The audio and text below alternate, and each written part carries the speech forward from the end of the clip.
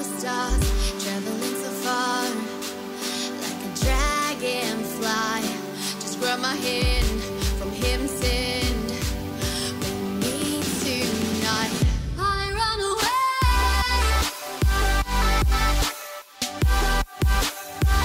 I run away.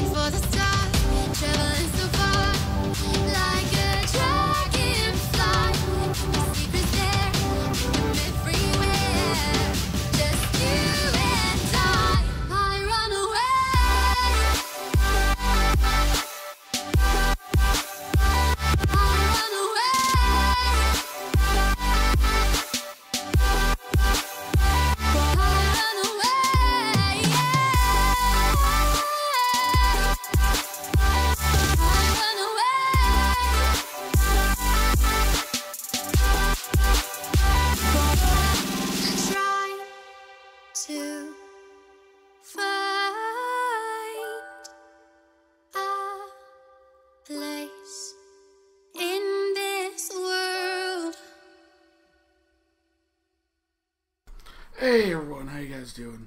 We are launching a brand new game tonight, so we will get you over to it once we go ahead and introduce you to the characters. So we will go through to the world of Acaen, and we did do a session 0 prior to this, and let's go ahead and check in with our players and see how they're doing.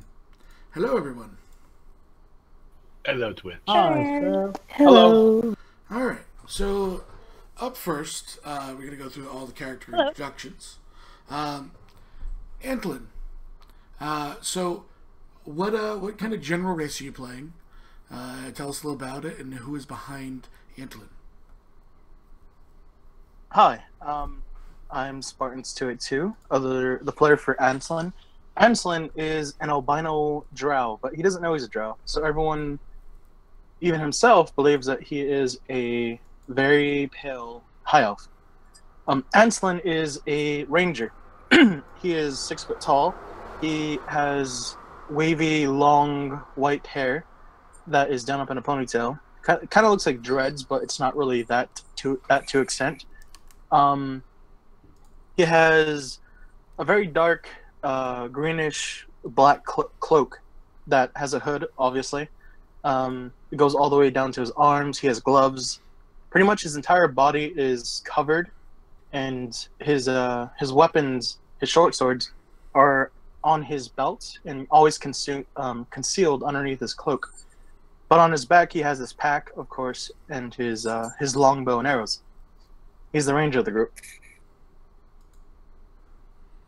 All right, and next up we have Breanne, who is behind Breanne. Tell us a little bit about her and give us a description.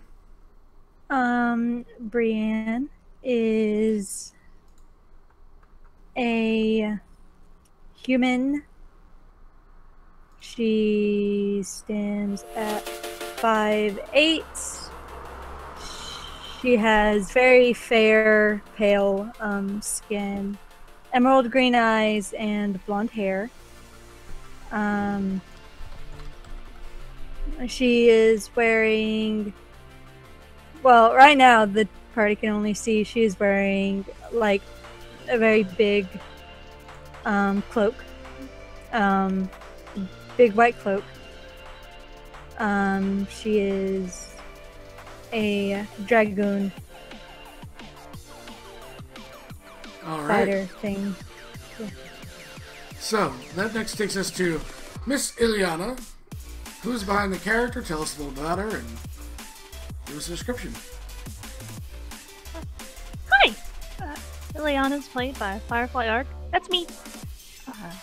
Illiyanna herself is a half-elf with long black hair and white skin and green eyes.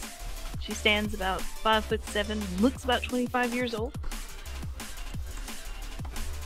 And I assume she's just in plain clothes, since most of the rest of the stuff is in the tavern. Or the place she was staying at. Alright. Next up, playing Maad with 2 A's. Who's behind it? Tell us a little about him and go ahead. Hi, I'm Craig. I play Mad Ringer, or Maad, as he's said sometimes. He's a fairly unimposing human with a face that is easily forgotten. He's in his late 20s, brown hair, brown eyes. The only distinguishing mark he would have would be some small gold flakes in his eyes. He usually wears leather armor, or he is wearing leather armor, and carries a quarterstaff. He is the warlock of the party that nobody knows about. Which is true. Alright. Thank you, Craig. Next up, Roselynn. And same questions. Who's behind her? And give us a description and a little bit about her. Hi, I am Osri the Kitty, or Ninja Kitty, on Twitch. I play Roselynn Clearwater. She is actually a fairly short human. She's 5'1". She is a fighter. She has fair skin. She's blondish, dark, dirty blonde hair. Something to note about really is to just say, like, on her neck, she has like a little emblem that hangs around her neck of the Foxfield Manor. That's basically who she works for. So, yeah, really, she's just a typical human fighter. Alright. And finally, last but not least, but shortest of the party, Mr. Thomas. Yes. There you go. Played by Nazi Man, M-A-N-N, on Twitch. Thomas is a halfling, about 3 foot tall, brown hair, white skin, brown eyes. Thomas loves to tell stories and have fun. He's not afraid to be quick-witted. He's not afraid to get a verbal joust with anybody. He's not afraid for his daughter to yell in the background. Hi, Bailey. So, Bailey, say hi to everybody. There you go. All right. That's a whistle. Hi. Okay. And that's really about it. Oh, good old Bailey. Bailey is a future D&D player in the making. He is. So, since Nazi, Thomas loves telling story tales. He does. Stories, so, as Thomas, why don't you tell Twitch what happened in session 0 in terms of your character, not the additional information learned, but tell them what you guys RP'd out, the experiences you had to get us to where we are starting today's session. Okay. So we were traveling on a caravan towards towards the city of Whitehaven. We had been hired by Needham Amos to go to, Southacre, not Whitehaven. Paid a couple goals, and we pulled into Oxford, which is Thomas's hometown. Thomas, of course, saw his parents. No, we can't have popcorn right now. Hold on, Daddy's telling a story. Okay. Saw his old friends, Frankie, and had a verbal joust with him while Frankie was drunk. Left him, at his doorstep, and his wife clocked him. It was great. So, sorry, her mother is taking care of her right now, hopefully. So, anyways, so Thomas, so they went to Southacre to go pick up Illiyanna. We went to a house, picked up, as on the way to the house, we found a mark on a door for a, that's usually held by somebody who's like visiting, so I don't want to say really hotel or motel or anything like that, but just a room. And there's a door. Okay. You don't know how to be quiet, do you? Okay, that's enough. All right, and hold on, I'm sorry.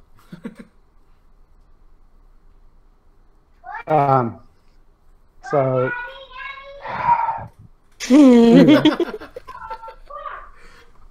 She knows how to play you, Nasi. She knows how to play you. She does. Also, I may have sent a tweet. Okay. Anyways, and so he goes. So they went and found Illiyanna, who was at this.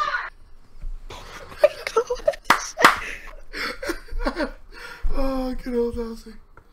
Oh. He's screaming for popcorn. Anyways, so basically we got to this door, we found Illiyanna, we went back and found out it was her room. We start going in the door, and that's where we stopped. Alright, so as you're all sitting there and kind of in the street, Illiyanna puts her hand on the door. Antlyn, you, if I remember correctly, you were intrigued by a substance on the on the door, were you not? Yeah, the black substance. Antlyn, actually. So, on this door, which we found out later that belonged to Illiyanna's room, that she was staying at, before we went to go see the elder, this black substance was different. We thought it was blood at first, but when I touched it, turns out my fingertips on my gloves actually faded away, and the substance melted right through the leather. So Antlyn has a vial of that, and he placed it away. And right after that, Maad said something that caught his attention to where this substance might have come from.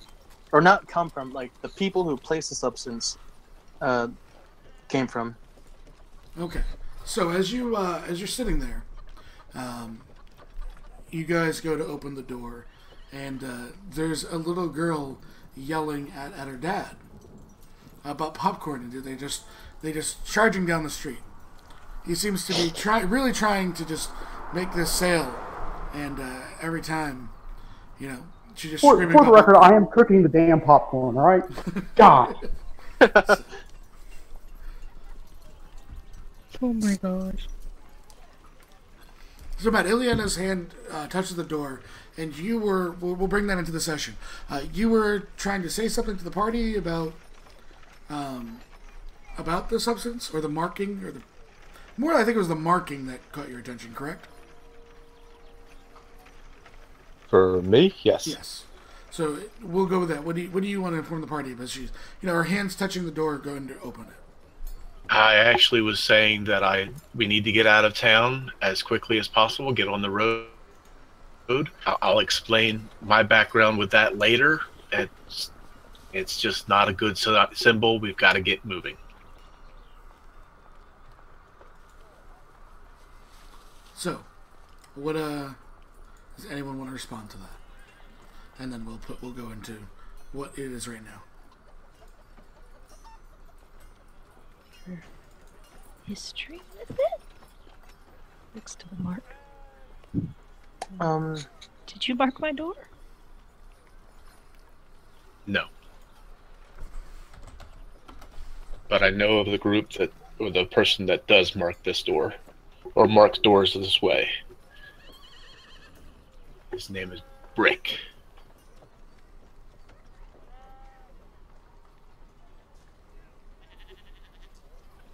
Brick. And let's put it this way, he's known to be an assassin. Nonetheless, I think you should get your belongings out of that building, and we should make our way back to Whitehaven.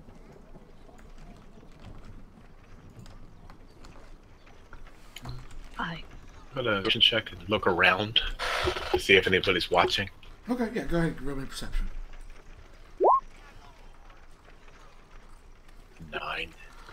You know, there are some people, like, no one seems, to your knowledge, any nefarious means. But there's a random marking on a door. It ate through Antlyn's hands, and you are in a town. So, I mean, people are obviously looking curiously. Okay.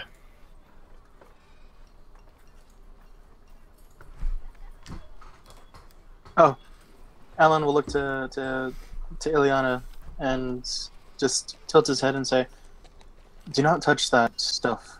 It's not good for you." And he holds up his hand to reveal his fingers that have been chewed away, or his gloves that have been chewed away, to reveal only his bare skin. Oh, okay. Does it, when Antlyn, like, swiped a little bit and put it in the bag, does the part that's underneath the door, does it look where it did touch the door? I don't think he actually touched the door with it. I'm pretty sure he just took it off. There was some, he was able to figure out there was something it's sitting on, so it's not eating through the door. Oh. Yeah, I took a vial's worth of whatever that stuff was on the door. Did you get what makes it so that it's not eating the door?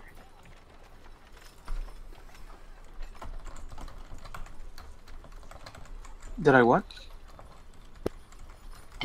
Did you get some of the stuff that makes it so that it's not eating the door away? If it's under that stuff, I don't think I want to touch any more of it than I already have. Okay.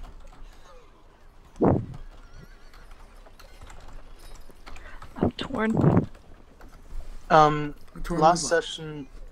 Because out of character, I know that I need to do something, but in character, I don't know if Illiyanna would. Because... I don't know if it's reached that level of...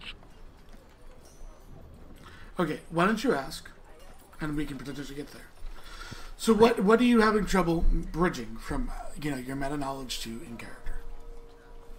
About inciting the door, because there was an assassin mentioned, and it seems as though people have said that other people are going to be there, but I don't know if... There is... so you want to investigate the door, not insight. Mm-hmm. Yeah, I mean, there's an assassin. If what these people that are seemingly you guys that you're meeting, some of them for the first time, but they seem genuinely concerned. You would be able to make that assumption that maybe look to make sure it's not trapped. Yeah. That's not a big... the door outside of whatever's on it, the door seems notable. Nothing out of the ordinary. Sorry, it's very normal, not notable.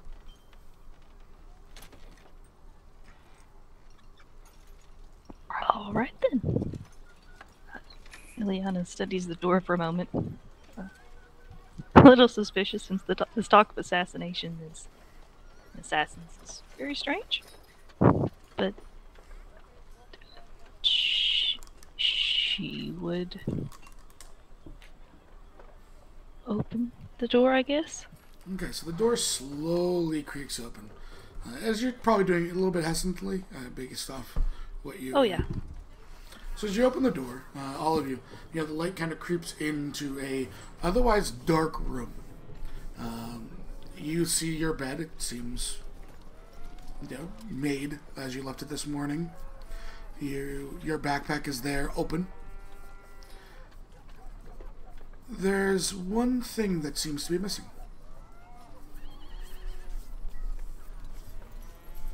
What's that?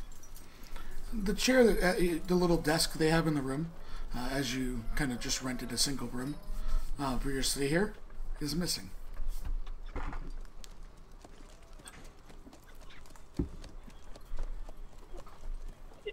The whole disc? Just the chair. Oh.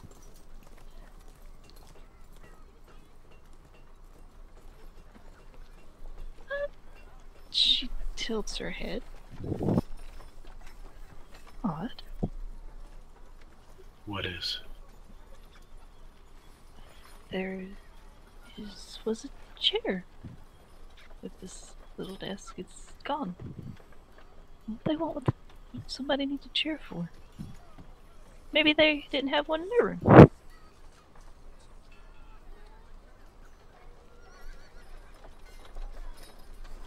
Thomas looks at Roselynn. You gonna put me down? Are you not gonna go up the lady's skirt? I Or wasn't dress? going up. I wasn't going up there. Are you gonna behave? That's a relative term.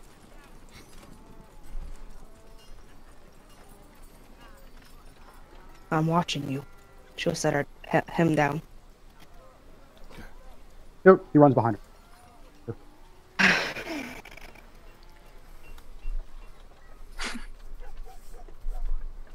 Alan's gonna, if they stepped in, he's gonna call into the building. Everyone is currently standing outside. No one has entered the room. Okay, he's gonna look to them and say, because I know from last session, and I wrote it down. Val said something that was odd. Alan's, looking a little bit confused, still at Val, kind of eyeing him a little bit, curiously and worriedly, and then looks to Illiyanna and just says,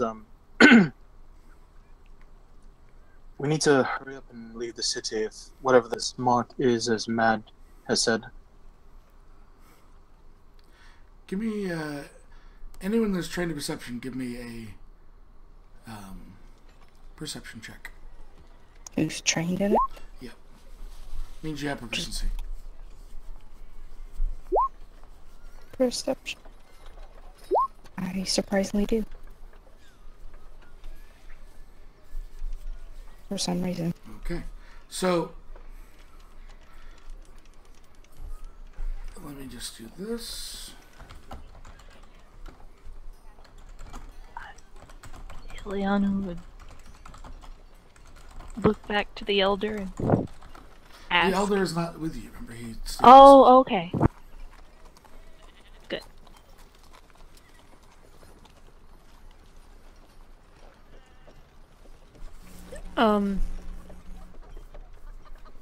Is it just that one bag right there? Yeah, all our stuffs. There might be like some. No, papers. I'm asking. Sorry, I was chewing. Craig, what was your question first? You were asking a question. I was asking, or Maad was asking Illiyanna, is that just that one bag there, or do you have other things you need? I need my bag and some of my papers, of course. I didn't expect to leave quite so soon. So some of my stuff's a little strewn about. She goes inside, I guess, to pick up her little bits of paper that she left out. Illiyanna goes to step inside, and Tree, you had something you wanted to say. Yeah, Breanne kind of puts her hand on Illiyanna's shoulder and says, I heard something. It was like a little chuckle that way, and she points towards the darkness. A really dark corner. You guys can't kind of see all the way through it.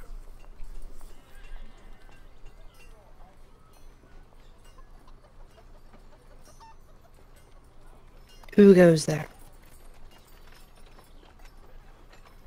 Hello?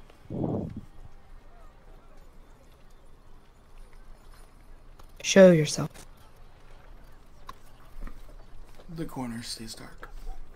There is no response.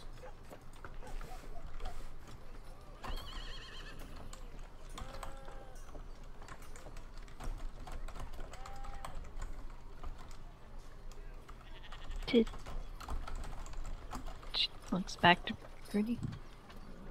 Did it sound like a male or female voice?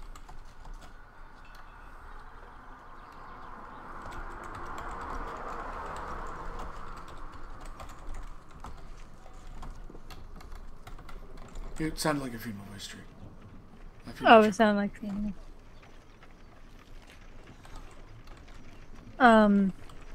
Yeah, Breanne, I'll tell you.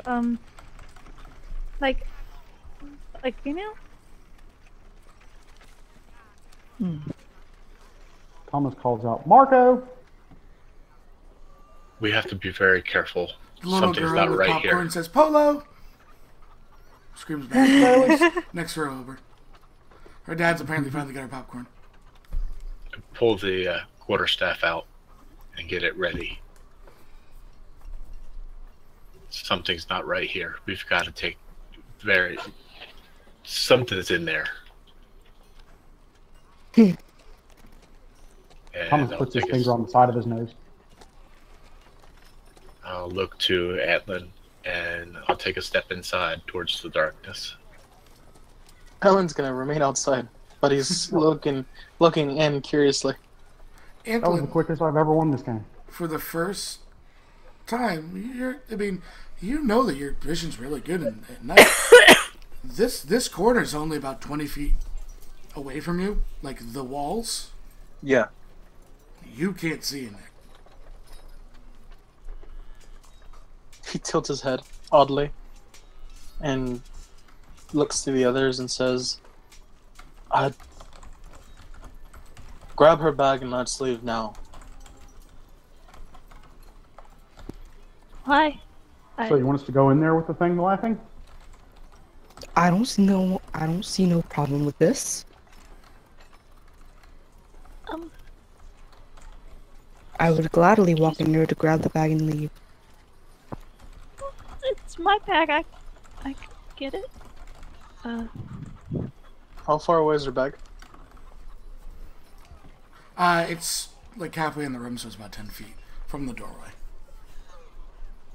Thomas is like, have at it, Chief. I'll be back here.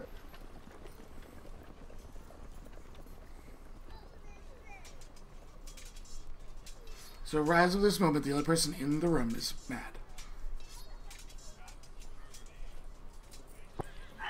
Illiyanna will step inside.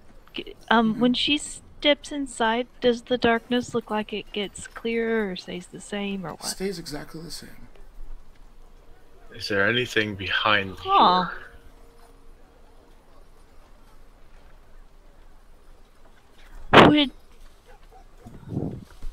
Would she know?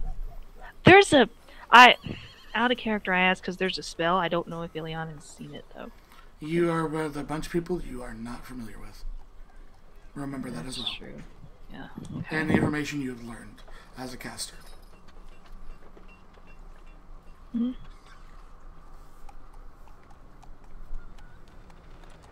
No, she wasn't going to cast the spell. She was just going to do Arcana.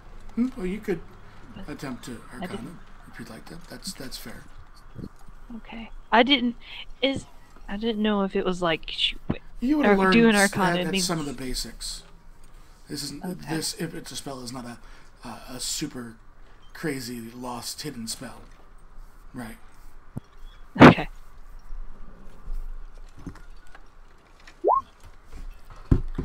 You're looking it over. It's drawing your mind to that, but you can't be for sure because it's just an Arcana check, and for spells you kind of need more of a detect magic to be 100% certain. But you are pretty certain that this is potentially magical in nature.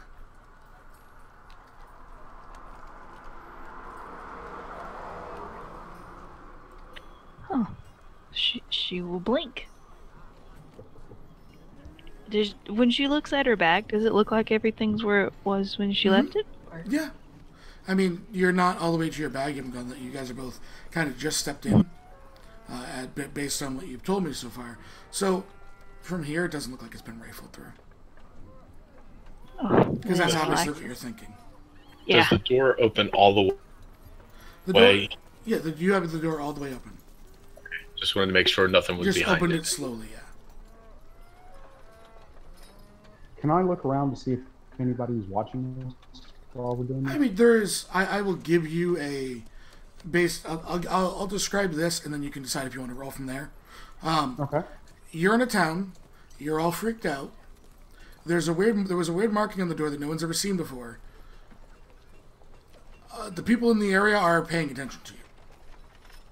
Okay. If you're looking for more than that, you could roll as a perception.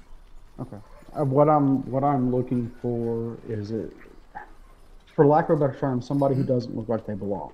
Like somebody, I would say like somebody who's watching us and not watching like the door. Who's not looking at the door and shot. Are more focused on the individuals rather than the situation itself. Correct. You can give me a perception check for that. Not 20. 22. Yeah, you look for anyone out of place, anyone sort of paying more attention to you, and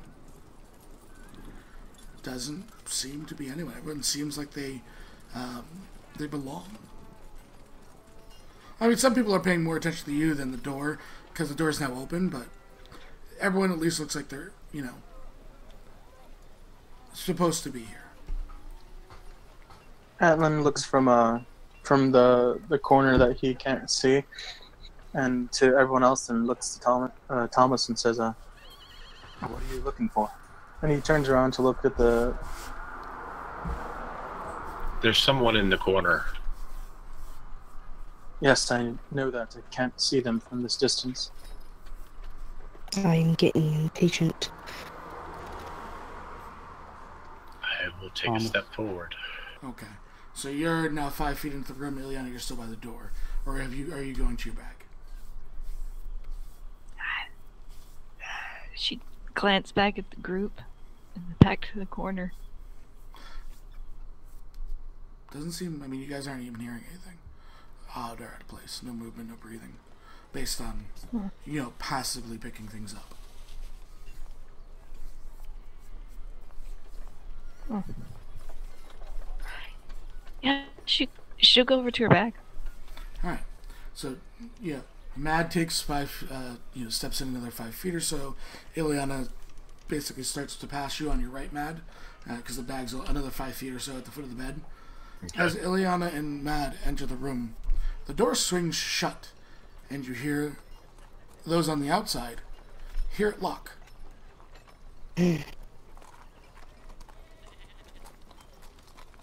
Oh. So to you two, both of you, the door just seems to shut on its own and lock. Oh. I would look. The door shut on its own and locked. Antlyn from the other side is gonna pound on the door and try to open it. Okay, so you just start slamming. No, like you're trying to kick it down? No, hitting the door with my fist, like knocking on it, and then he's gonna try the door handle. The door. So as you guys look, you hear the door slam on the other side. It sounds like a fist, and then you hear the handle jiggle, but it is locked. Antlyn. As that happens, you both now audibly hear a chuckle. It's quite fortunate, is it not, Maad? A loose I end didn't in realize. a new contract. The voice, however, is not what you're expecting. I was going to say I didn't know that you were female. The best knowledge is that it's hidden. I'll remember that. You would do well. Don't worry. Your soul shall be with the Reapers shortly enough.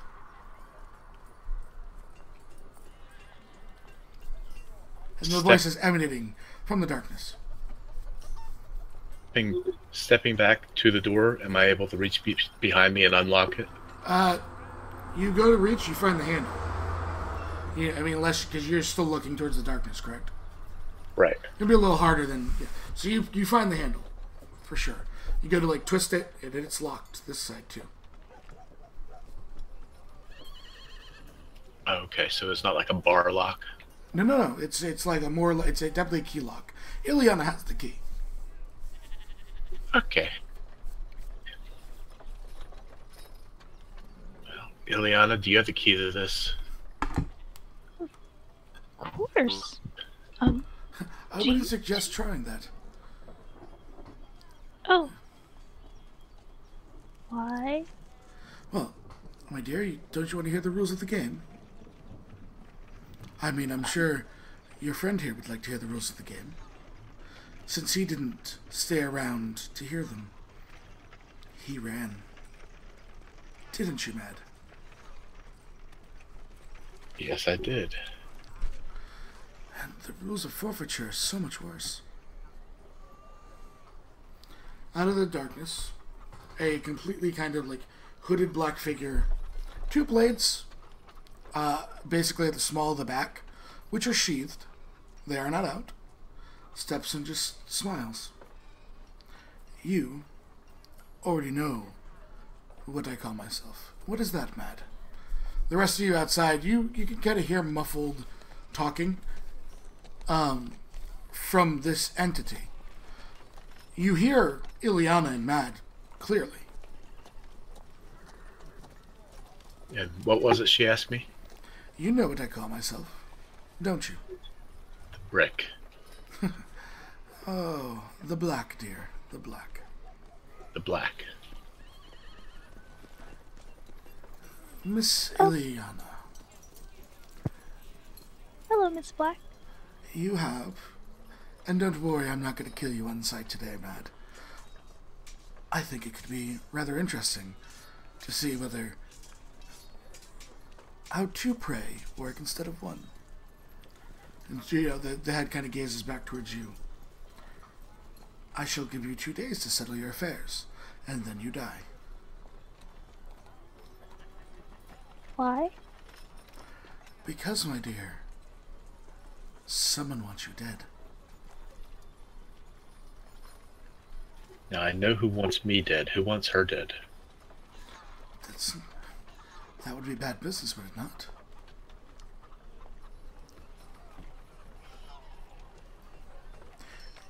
You caused a stink. She did not.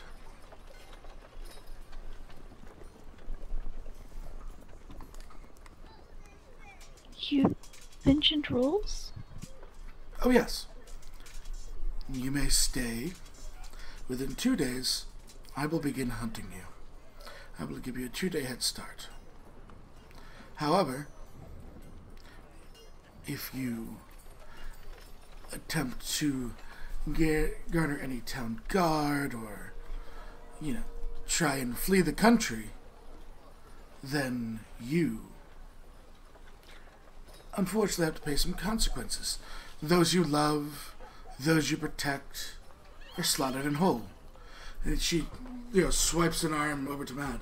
For Maad, there was something great you did. Would you like to tell her? I mean, you are both going to die within, a short period of time. I helped my village deal with a tyrant.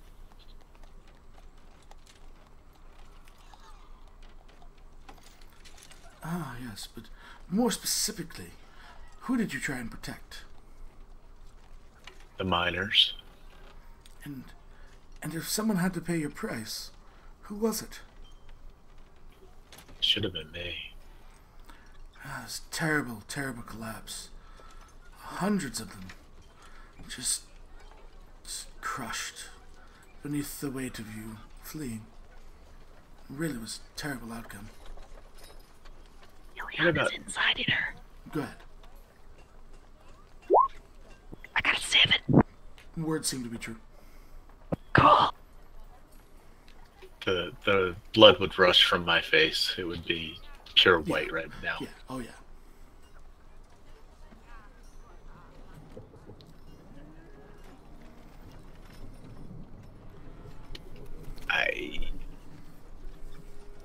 Are you guys alright in there? No. But we'll be done here in a little bit.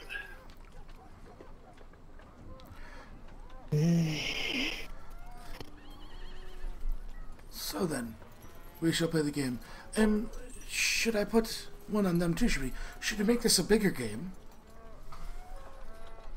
In what way?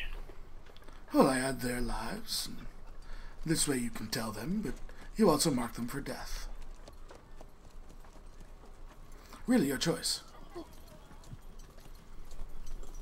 She reaches in her kind of dark leather armor and pulls out a small book. There is some kind of silvery symbol on the top of it, which you guys can see because she stepped out of the darkness spell.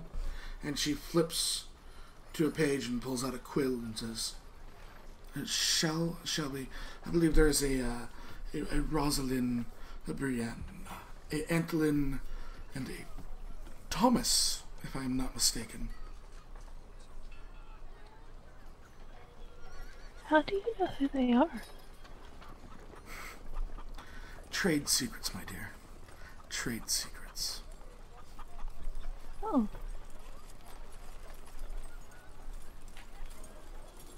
What's that symbol? She smiles at it. You can give a perception because either of you are trying to see what it actually is. I was going to say, is it the same one from out on the door? It is not.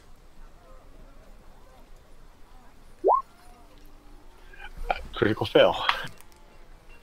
Yeah, Maad, you hear a symbol and you swing back towards the door instinctively, just not happening to glance at it. Illiyanna, it looks like a face, but you're not sure. Like there's something off about it, but you can't quite put it.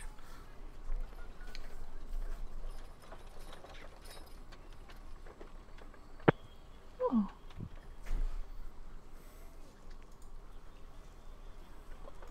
What?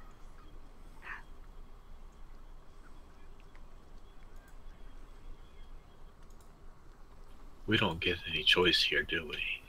I'm giving you a choice.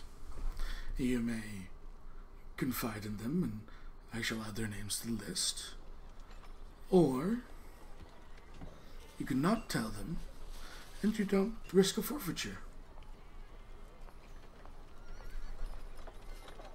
I mean, Damien would definitely pay probably first. Damien? Oh. You see a visible reaction in Illiyanna. I mean, they don't like his kind here, do they? Or know about them.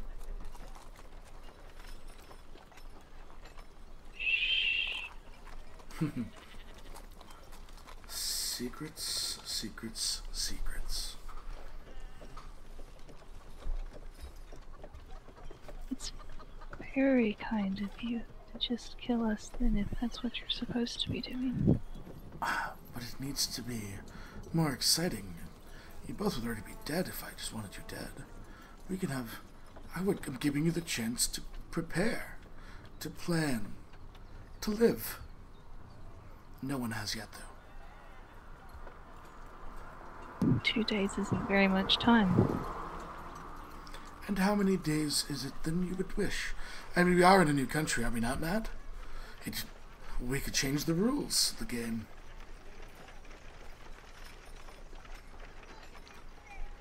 What is it that you need, Miss Illiyanna?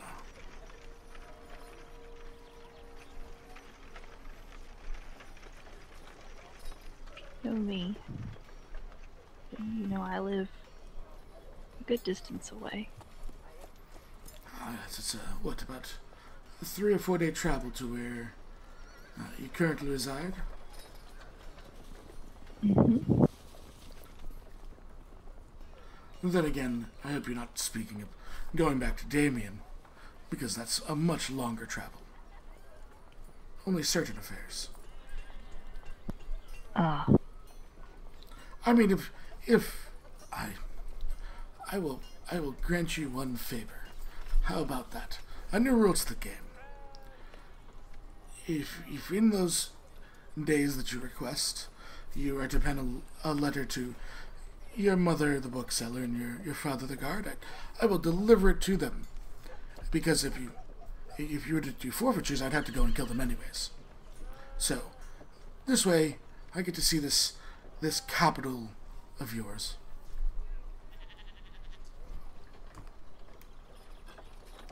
What strikes you odd, Illiyanna, this is the known world. There's only one capital. Huh.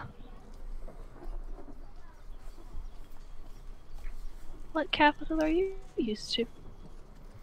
Oh, don't worry. Everything that I could tell you Maad knows. Isn't that right, Maad? Really? Yes.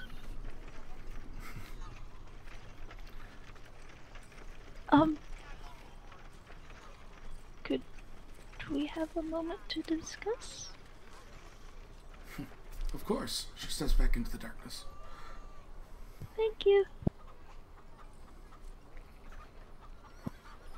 At this point, what are the guys outside doing? I mean, it's not a super crazy door. Roselynn is like. You hear a one-sided conversation with like muffled noise on the other side. Roselyn's not too pleased with this situation. Like she was just here for a job. Now this stuff is happening. But you have Come no clue on. what's happening. You just hear this. Yeah, but It's definitely something weird. it's something definitely odd. She doesn't like it. Whatever's going on. Go ahead. Thomas looks at Antlyn and goes, "Did you hear him say the black?"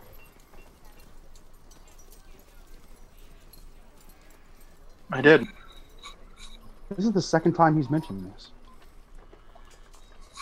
Yes, it's also he's been speaking of strange things, especially when we were outside of the elder's house. And he like looks to the door and then looks back to the party. Our job is inside of there still. I'm about ready to break down this door. If they don't come out. If you do, step away. Do not hit that black stuff. And he motions to the mark.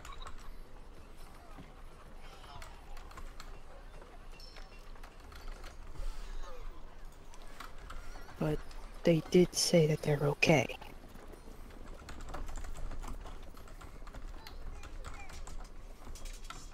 But the door is shut and locked. That is true. I don't like that. I don't know about you, but whenever people go inside a room and it's locked, one of two things is happening. Only one of them is good. He starts listening closely. I don't think it's that thing.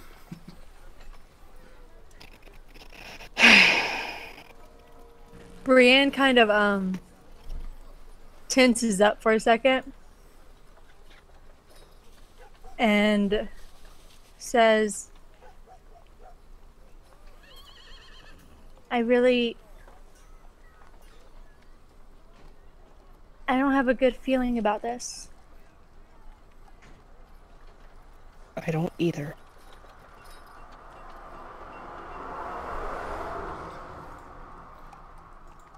Thomas looks around to the people who are gathered. Anybody else not have a good feeling about this?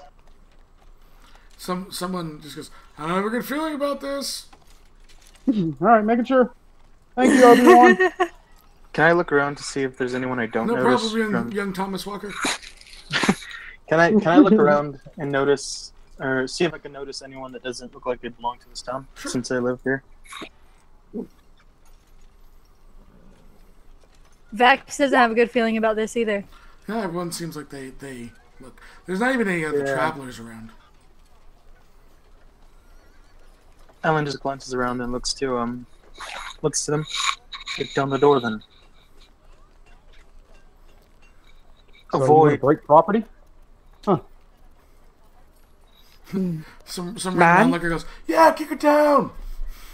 Maad, do you hear me? Yeah, you hear her fine. Yes, I can hear you. I'm gonna break down the door. Give us a minute. So we go back to inside, as they're basically ready to kick down the door. Give them the second. As you guys were having that conversation, they had a chance to converse too, so I'm just going to give them that. And then, let me ask this. Of those outside, are all of you, yes, we're kicking down the door? Or someone at least is I am kicking down the door at this instant? Is that where you guys are? I'm telling her if she does, she needs to not touch the black stuff. Yeah. Which is fine, because it's up high. It's at eye level. She can kick the center of the door.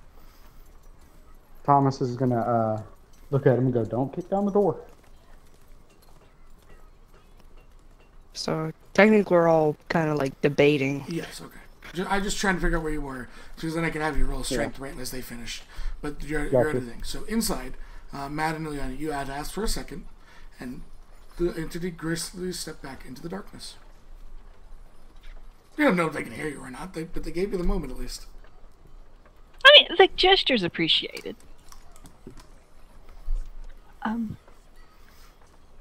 She said that you know things.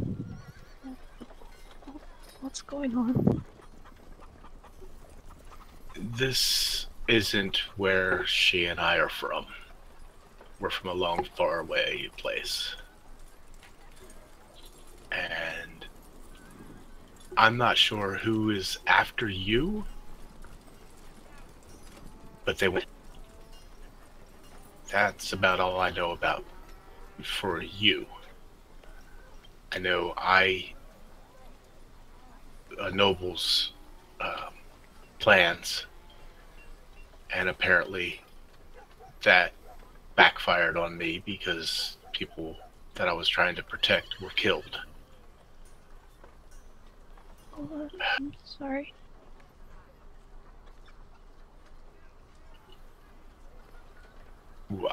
I don't know what to do now. I know we have to... It's either give her the hunt, or we stay and die.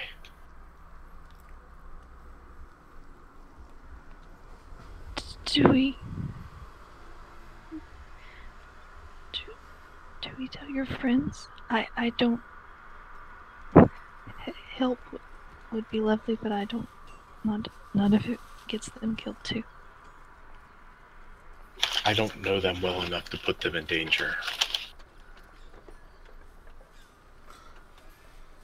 Mind you, those I will outside give hear them this the option of conversation. knowing, but at the risk, or knowing the risk first. Oh. So outside, you guys have heard what Maad said. I will give you the opportunity to respond. Are they planning something? You hear their conversation that they might. You heard everything because she was not talking.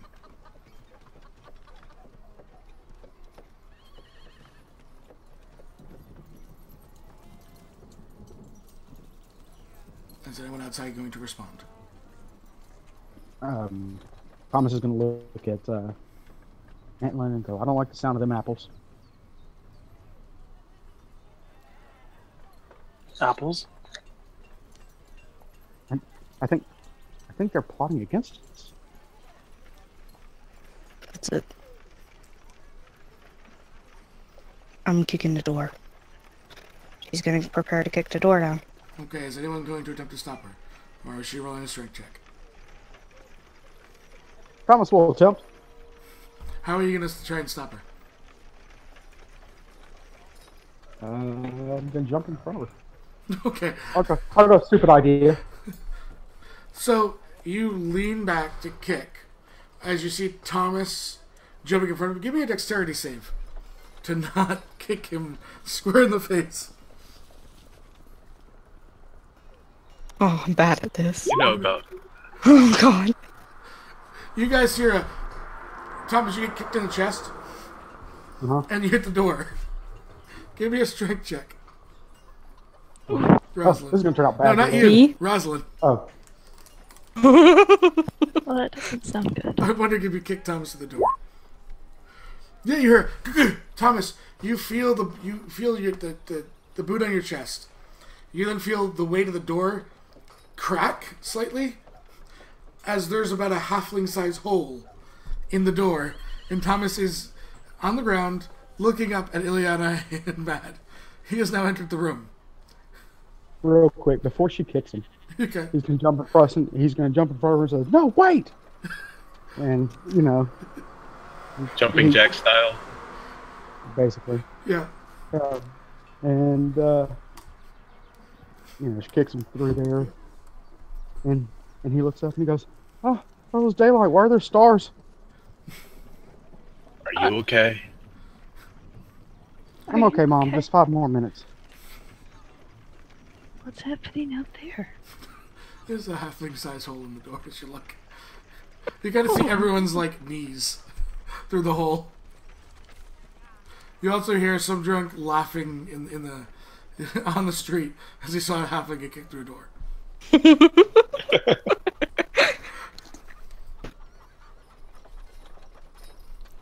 Look back Breanne up just to like the gonna poke her darkness. head down to look at them. Okay. Are y'all okay? Been better. Breanne, I would advise you to move back. I'm gonna kick it again. I don't think that's necessary.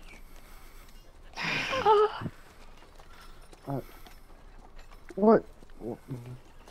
Thomas looks up. Why are y'all plotting against us? What'd we do? It's not against What? you. Antlyn leans down and looks into the hole. Also, I felt something very bad from inside of here.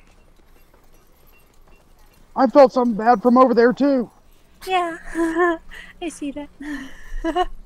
Is the blackness still there? Yeah. Shoot. Alright.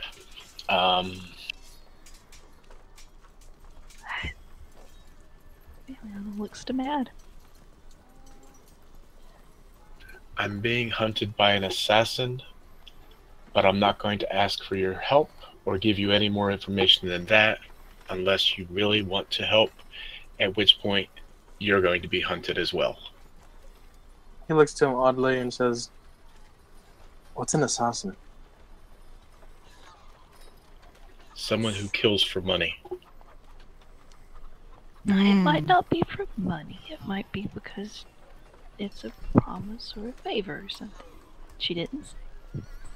Is this black person you mentioned?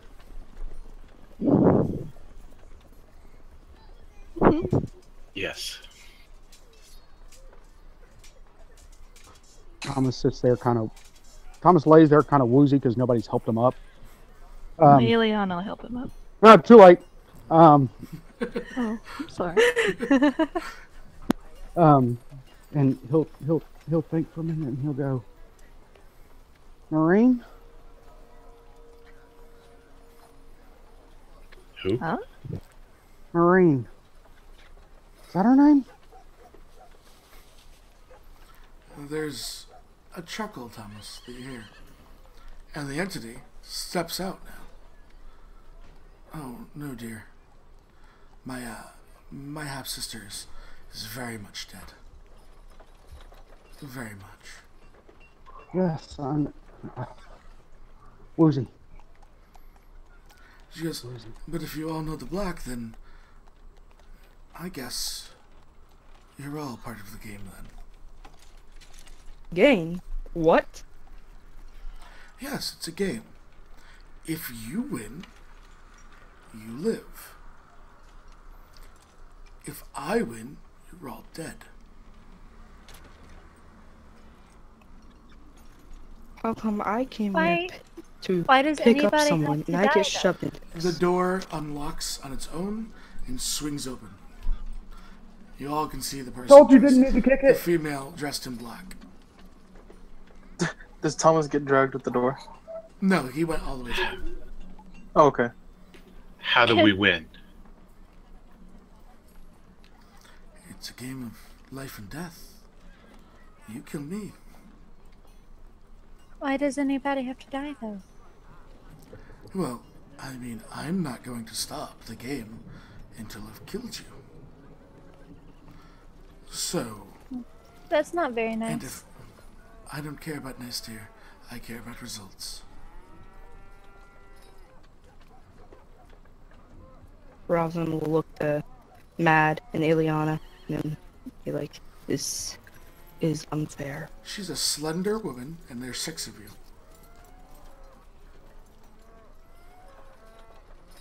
So then, are 2 days good for your preparations before I begin hunting? Or you said you needed some more time, right? Was it Illiyanna? How many days did you want? Again, she pulls out this small black book and she begins writing in it. There's a small silver symbol on the very front.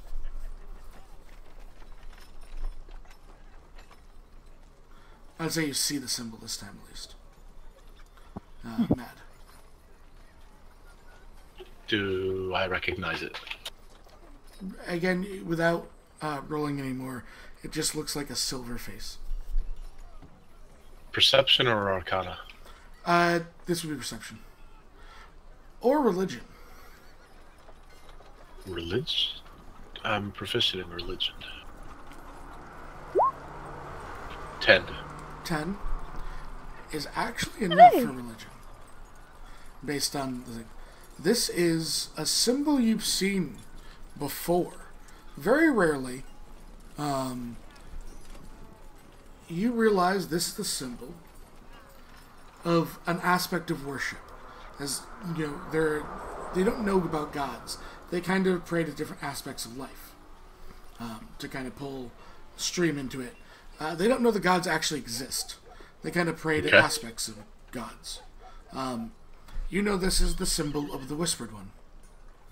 It's the Shrouded of Secrets. And it is, and you recognize it, it's a mouthless face. The coloring just seems to be, like the mark itself was made out of silver, which is why it was silver. There's nothing religious that you realize to do with the coloration of the face.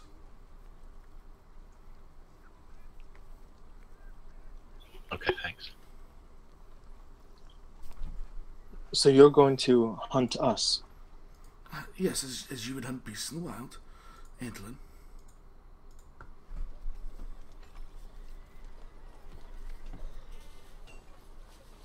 For what gain? Well, motions to Maad. There was already a contract out on him. Motions to Illiyanna. A new one. Not really a contract, but more of a, we'll call it a reason for her to die. And the rest of you simply know knowledge that you shouldn't. So, a game.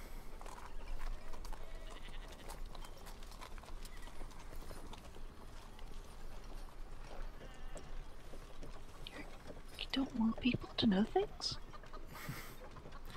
No, my dear. The Whispered One never wants knowledge to spread. And who is the Whispered One? She laughs. Well, the Whispered One is the embodiment of secrets. So, to bring honor to him, I shall strip you of your knowledge.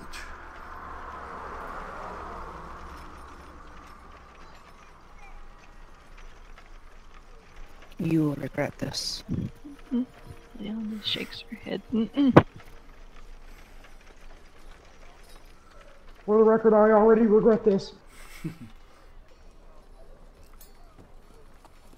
At that, I would help Thomas up. Thank you. He just pays no attention to the halfling that was just kicked through the door and looks directly at the woman and just says, You realize she's a female based on, there's no features that you can tell. But you know that she's a woman and based on, her presentation. With armor. This is a child's game. He tilts his head and looks to her and just says, I have no intentions of being killed or hunted by you. I have much to learn still, and many things in this world that I have not seen. My knowledge will stay where it's at. And you may keep that knowledge all the way to the grave. Very well then, would you like the rules? Please. If you attempt to flee the country, I will kill your loved ones. The borders are the country. And you know what? I'll even give you the southern frontier. Though not all of you might want to go there. And she looks right towards you, Roselynn. Her hands like twitch a little. And each individual which you tell, she slams the book shut, get added to my list. So, if you go for help, people begin to die.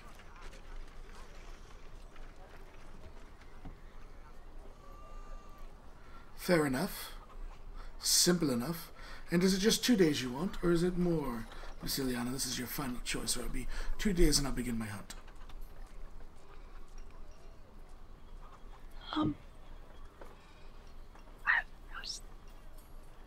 She glances to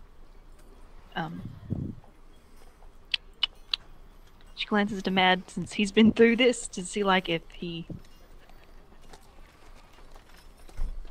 had any indication, because I ran. I didn't know the rules. I think something more like 8. 8. Oh, 6 of you. The hunting party. I can do 8. 8 days, and I begin my hunt. I'll remain in this cozy little town. She'll be great fun. Though, Matt, I do think it needs some decoration. Don't you think some banners flying from home would be just wonderful? You know what they said about this land. Not worth conquering. Imagine if just one person did it. I mean, and I could Leave them alone. take an entire country. Much better than my sister did. My half-sister, to be fair. Which half? We share fathers. Her mother. I never saw what he saw in her mother. She was nothing but a common whore.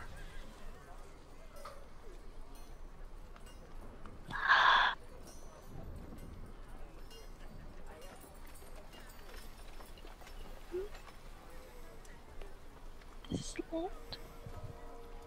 Hmm? I didn't hear what you said. Oh, she said this land?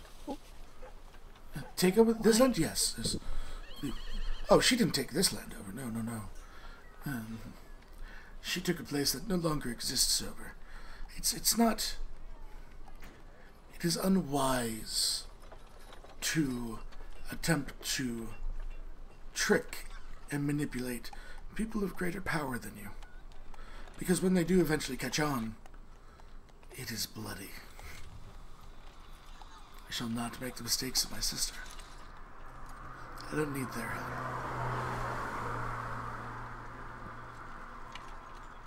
Thomas goes quiet. Their help. Will they be given a chance?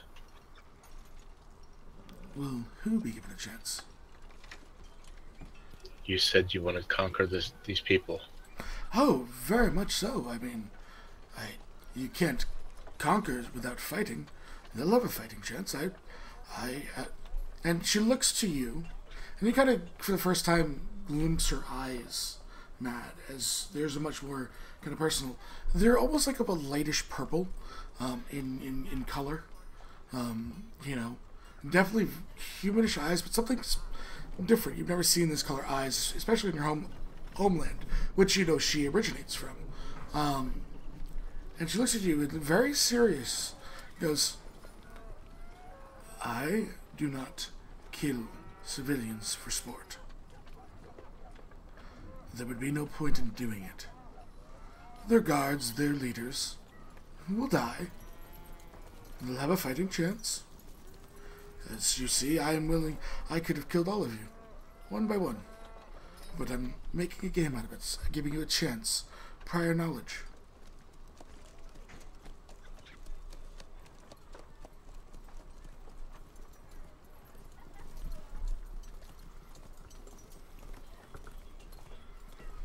Where exactly are you from? Oh, I'm not going to give you any knowledge when I don't need to. Maad can tell you quite a bit. The last thing he said that I remember was this far down south, and he looks to Maad. Oh, I think will be more willing to tell you the truth now. Very well then. 8 days. Are there any other questions before I take my leave and leave you to your plotting? Unless you want to tell me your plans, at which point they might be fruitless. More so than normal. This is a child's game. And it's a child's game you shall play for your life. It's not like I've already had my life on the line many times before.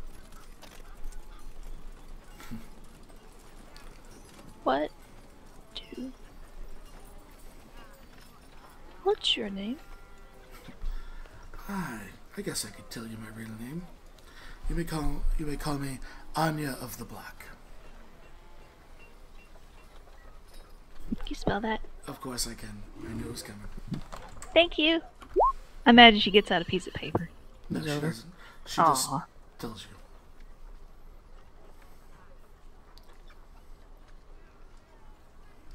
She kind of takes your hands and pulls back the cowl,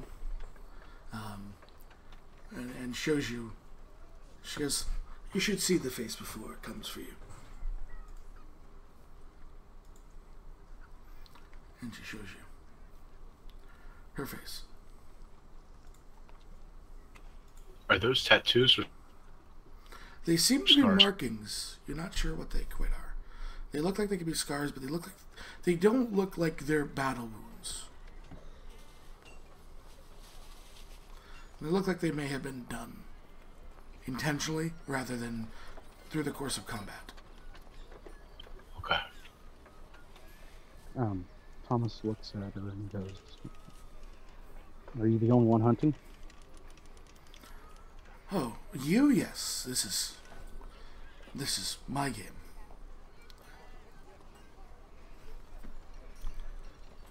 I have my pawns.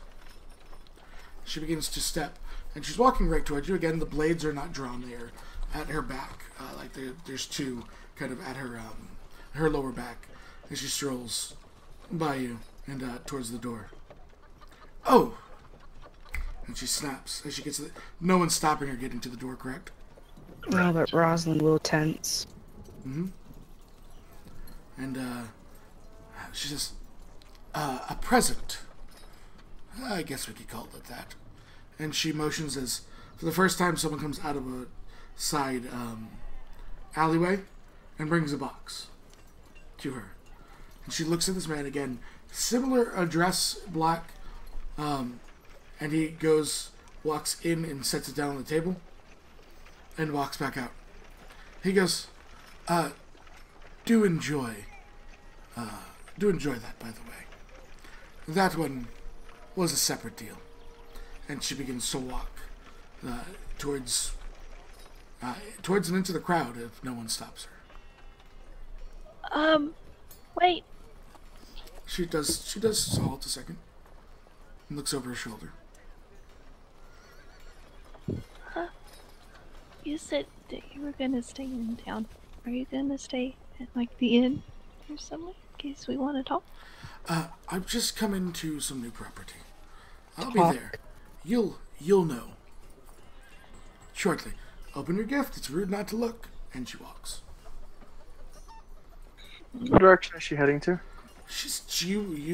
Give me I'm gonna call this survival. Because she's making her way in and you're kind of tracking her. She's heading in the direction you came from.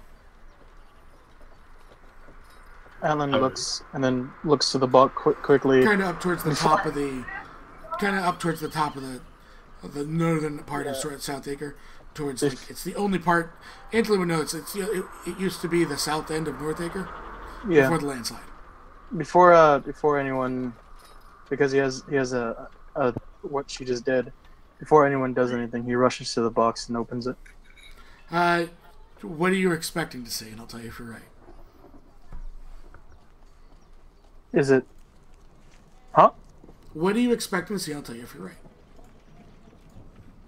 You had an idea. I'm going to tell you if you're right or not. The place that we just came from. Yeah, that would be the Elder's house. The Elder's house. Yeah. It is his head. That's what I was thinking. In a box. The mouth sewn shut.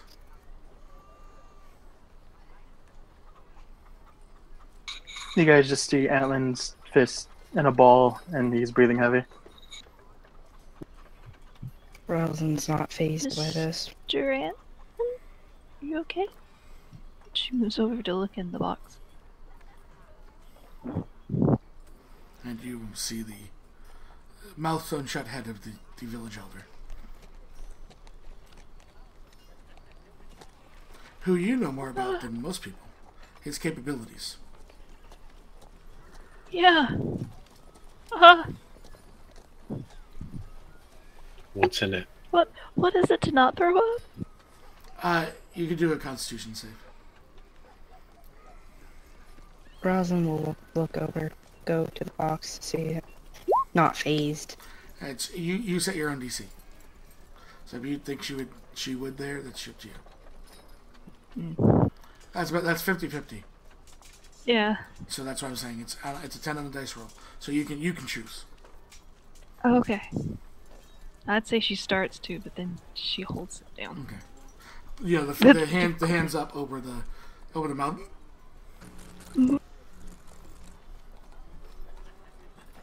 Step outside. Do I see her anywhere? Gone. I know I won't, but I would look for her. Yeah, gone. Faded into the crowd. Plus, it's been, she was at the edge of the crowd before. Gone. Right. She basically told, and you would have heard, she told you exactly where she was going. Yeah. Yeah, the Elder's house. Maad, how tall is Maad? 5'9". 5'9"? Okay. Darn. Roselyn's actually gonna get right up in Maad's face. She's not happy. She's gonna get up in your face. How tall is Roselynn? She's 5'1". Okay. She gets up to your chin. She's gonna be like, you caused this. You caused this problem. You dragged us into this mess. Not completely. She wasn't here for me originally. But she was also looking for you. True. If you hadn't come down here, none of this would have happened. She would probably still want to kill me. So, there is that. It's not entirely his fault. I do apologize, though. Antlyn's still looking at the head of his dead elder. He doesn't move or look anywhere. He's just like, his hand's still balled in a fist, and he's breathing heavy. And he, like, from his gritted teeth, he just says, "What did she mean by not from here? And what did you mean by this far down south?" I'm trying to remember what the wastes are called.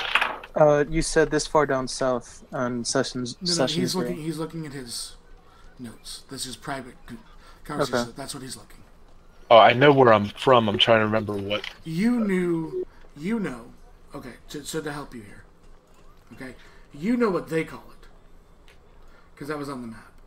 The Endless Plains. What you would know as the Southern Plains. Okay. I came across the Southern Plains to get here. A name none of you are familiar with. And where is that? How far away is that? Just over What? the mountains to the north. That's Which not really mountains? southern. The White Tip Mountains. This time he turns around and faces him. You came from the north, past the endless plains, the Death Valley, that most call. There's a reason they're called Death Valley, then. Yes, Almost because everyone whoever died. goes there dies and never comes back. Right. And I have a feeling I know why they don't come back. But I pass through, yes, from the north. Beyond them. You should have stayed in the north. You shouldn't have kicked the door down, which led to you all being marked for death. For the record, she kicked me. Had you stayed outside, we might have decided that, oh, we don't actually want to involve you guys. And you would have been safe, and you would have lacked the knowledge that would have been needed. But because you were presumptuous and knocked the door down, Thomas mentioned something about you thinking that we were plotting against you, which has led you into this.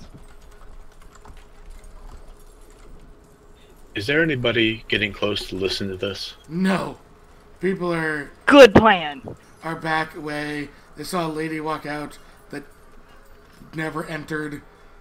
They're a little bit freaked out. There was a box. They're looking, and they might have like some pots and pans and stuff because they're not sure what's going on. But there's not even really a town guard here. They're not needed. There's enough hunters like Antlyn that in a thing could help, but they don't really have a town guard way up here because this is the edge of the world as far as the citizens are concerned. Like while they're talking, Antlyn's gonna actually draw his scimitar, looking at all of them. Maad would tense up a little. Illiyanna tenses. And then he's gonna move to the box and cut open the mouth from the whatever's keeping it closed. Okay, so you're trying to do this like with the blade. So I'm sure you have like a hunting knife on you, which would be more suited instead of a scimitar. Look, That's really kind of a scimitar is kind of really a hard weapon to it's finessely work through a box with. Okay. Not surgical. You'll be surprised. No, I'll use whatever knife I would have. Yeah. So, you all just kind of see Breanne like nod a little bit, and she says, in the end, there's really no reason to fight each other when we have this bigger thing that we need to fight together. Might I suggest we put some distance between ourselves and this place? This is I fine. agree. This is fine.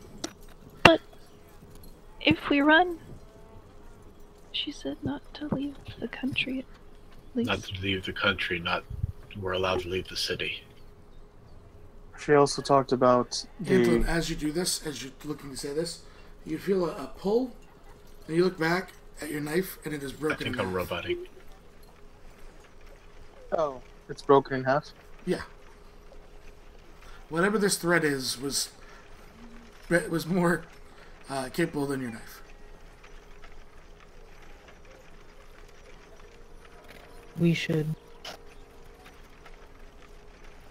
find a way to, and she'll say it in a lower tone, not so like if there's anyone eavesdropping on us, which I highly doubt, but just in case, she will say in a lower tone, dispose of the body and get out of here.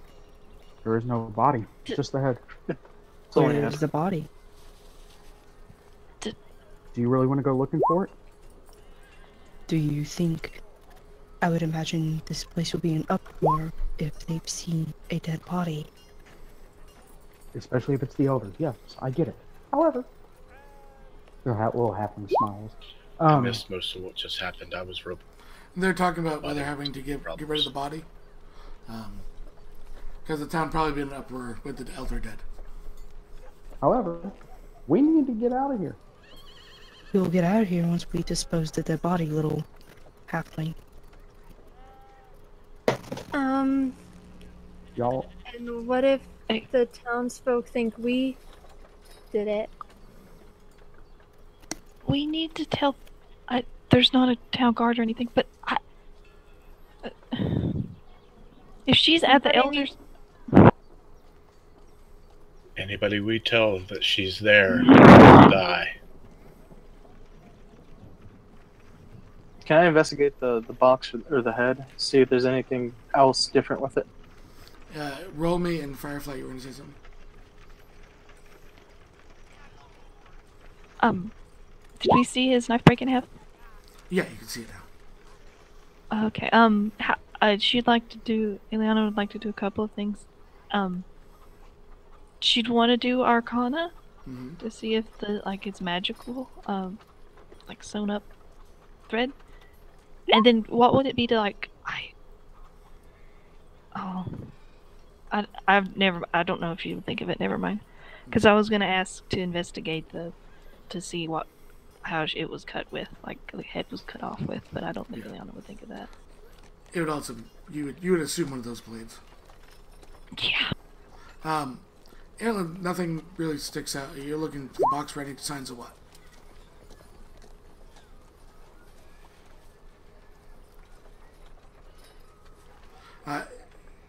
You don't sense any magic. What exactly are you looking for, Bogle? Oh, he's looking for anything else that this lady did to the head? Nope, just simply sewed the mouth shut. You kind of can piece that together with the thing on her that she had, the mouthless man,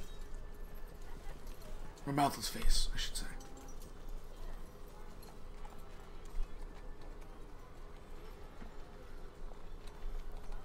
Illiyanna, can I help you get your things ready? We definitely have to get out of here. Yeah. Yes. Yeah. Yes. Yes. Are you? I guess we do. She would start to gather her stuff. Thomas is going to look at Roselynn. If you want to stay and, take care of the body, whatever, you do what you got to do. My best bet would be to get out of here while the getting's good.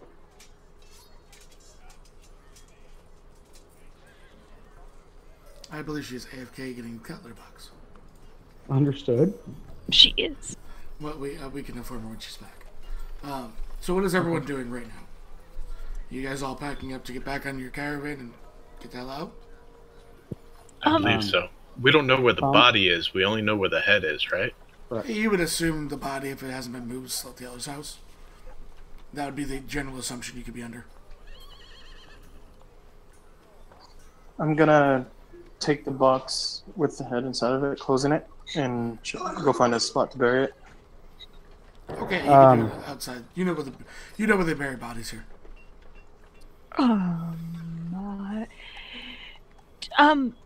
The darkness place where she came from, is it still there? Nope. The corner's back normal. You see a chair, too. Okay, that's what I was wondering. Can I inspect the chair? Sure. Okay. It looks like something she stood on? No, she was just sitting in it. Waiting. Oh, okay.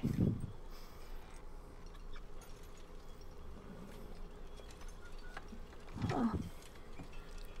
I mean, she was gonna sit and wait for you, so why not take your chair? No, it makes sense. It's just,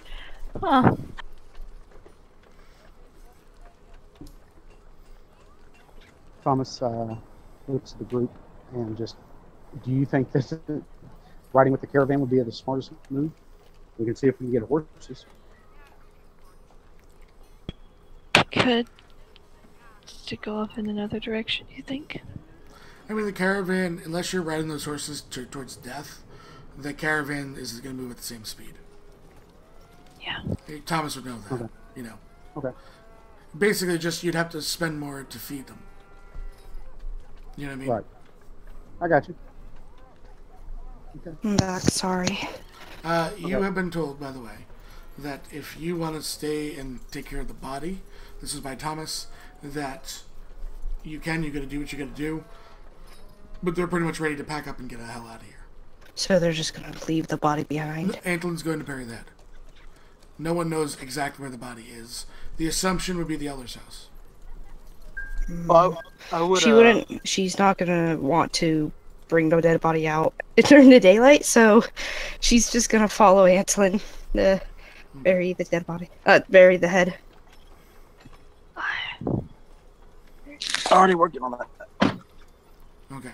So Antlyn and Roselynn are headed. Antlyn told you, by the way, just in case you didn't hear it, that he's gonna go bury the head. Roselynn is going with him.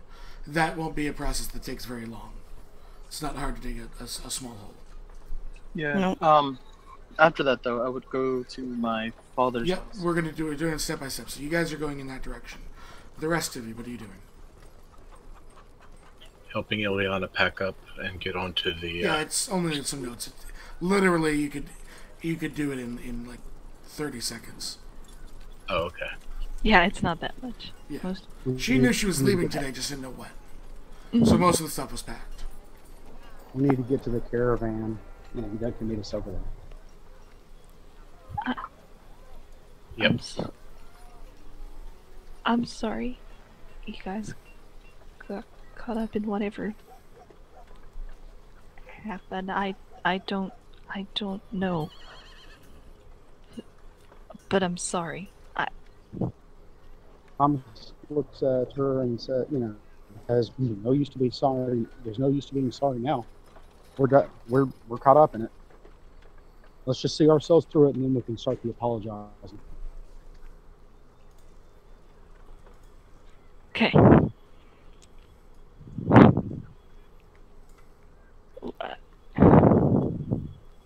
I don't know. Where should we go after? I mean, it's obviously the caravan's taking us back, but I would suggest, and this is just me, going to Oxford so we can at least get supplies. Well, We yeah, can get the supplies, caravan. So you guys know the caravan would stop at Oxford, and then it would head to Whitehaven. From there, wherever you guys wanted to go, you could. But that is basically what you have right now. In terms of prior knowledge to where the caravan's heading. We could get off at Oxford and head south. We should at least finish the job we were paid for. And get some. And from Whitehaven, we can go to Oxford and then head south. Okay. Here, Thomas looks at you and says, Oxford's further south than Whitehaven. If we go to Whitehaven afterwards, then we will just basically be doubling back.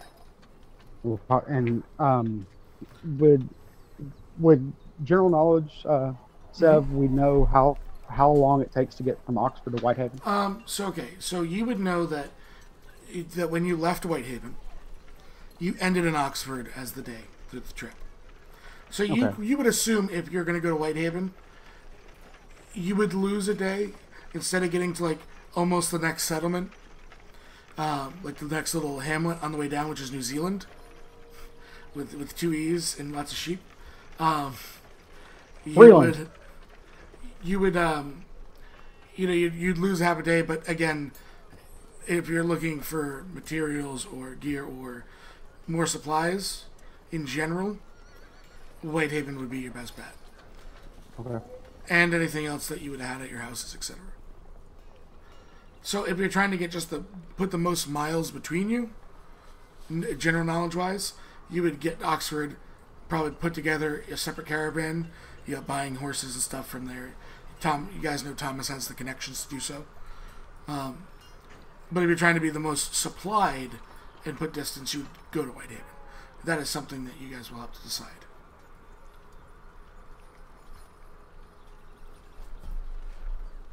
So the two of us already left, right? They're having Yeah, this conversation. you're having this conversation. They're having this conversation as you guys are heading out. Yeah.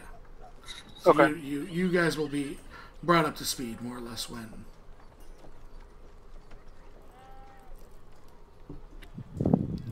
We can't tell anyone. We can't do anything.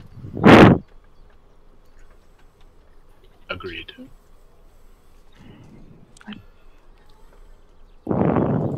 I worry about the people here first, though.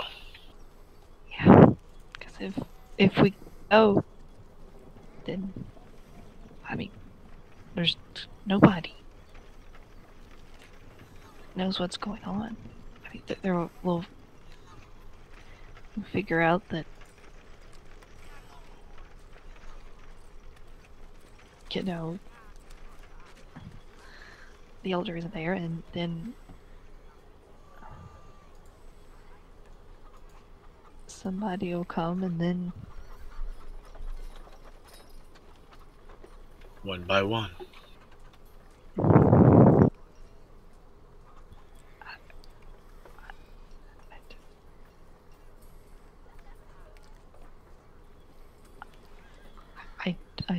I don't know. Illiyanna, give me a perception check. Okay. At this point, I figured you picked up your bag and you guys are having this conversation as you're walking towards the caravans. That was the plan. Yeah. Knowing that the other two are not going to take long. At least plan to take long, I should say. Ah, that's a 16. As you were packing your bag up, there's something inside on the inside edge. It's small and gold. Kind of caught your eye as you're just checking through everything, because there was a roguish individual in your room. With all your I mean, yeah, belongings. that's smart. She takes it and looks at it. It's a small, like, no bigger than like a $50. It looks like a pin. It's just a golden scroll. You may give me a religion check.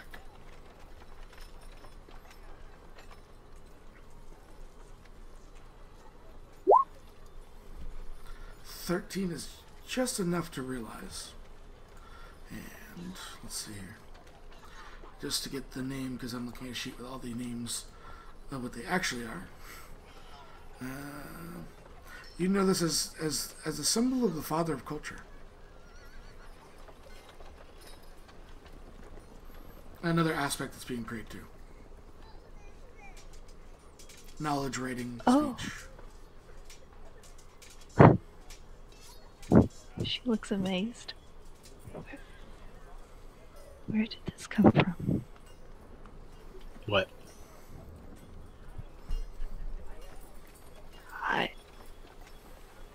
I have a pin. She shows it. And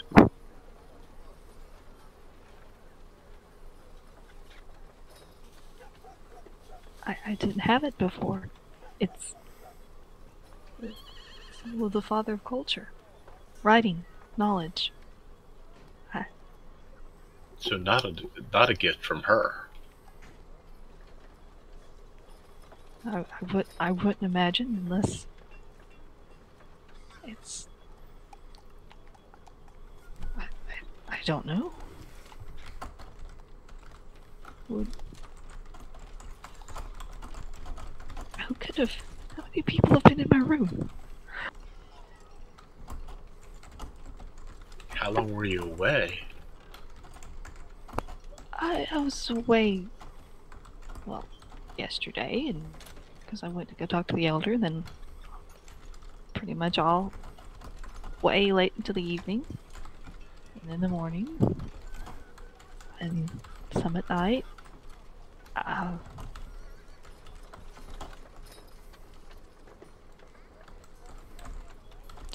But I have the key.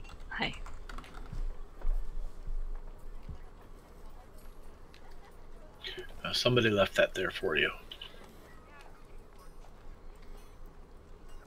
Maybe you should wear it. Oh, Maybe it's not a good idea with the dark, scary lady who was just in here. Oh, The one who's against knowledge, and this being the symbol of the father of culture. Hey, I like irony as good as any man. Woman, whatever she is. Who is Maureen? Why don't we put some distance and we'll tell the story later? things cannot take place. She would take it and, like, I guess, pin it more onto her, where she can see it. I don't know if anybody else can see it, but where she can look at it.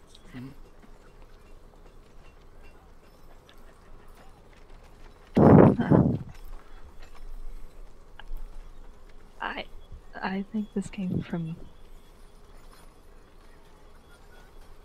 my teacher as a present. Your teacher? Yeah. You know what? I would love to hear the story on the caravan. The little halfling trying to run as fast as he can to keep up with you, and you're walking slow. Short legs, Jim. Weak ankles. Ankles are weak. Illiyanna would extend a hand. Do you need help? Yes, the ankles are weak. She picks him up and puts him on her shoulder. Whee! So, just outside the city, Antlyn and Roselynn, you have walked to a small little kind of airs. Antlyn, give me a, I'll say survival or perception, dealer's choice. No, they're both the same. I don't know if they were the same or different, that's why.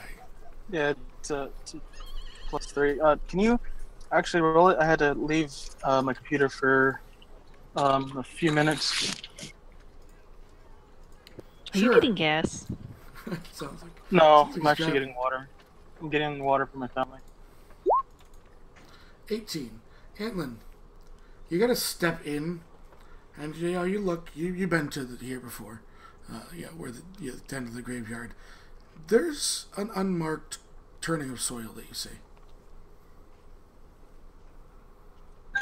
Does it look deep, or does it look? It doesn't look too deep. No one could have dug 6 feet that quick.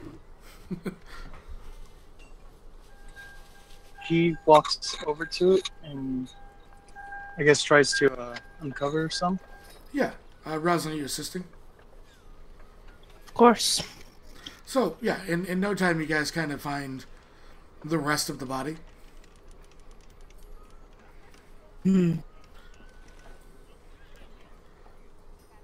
Right. Let's throw the head in and rebury then. Yeah, you guys put it down. Dig a little bit deeper because I didn't dig for the head, and kind of put the body of the elder back together. Antlyn, as you look up as you guys are ready to leave, you can kind of see the elder's place from here. It's like towards his back garden. Yeah. And the chimney. There's smoke coming from the chimney, not from the house. The house isn't on fire, just the chimney's going. What color is the smoke? I'll have to roll let's do this. I know you're probably going here. I'll do investigation because your turn. You don't notice anything different about the smoke. Seems normal to you. He motions for the elder's house. He motions for the smoke and looks to Roselynn and said, "Looks like she's made herself at home."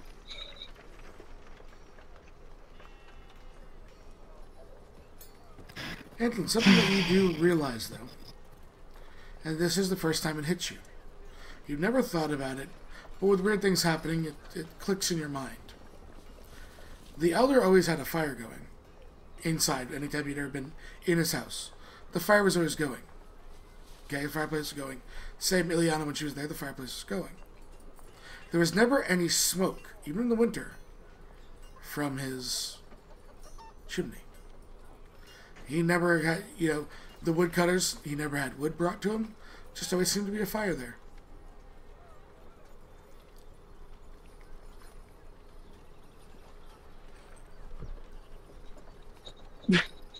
tilts his head. And just, So you're not sure what Let's- she's burning? yeah.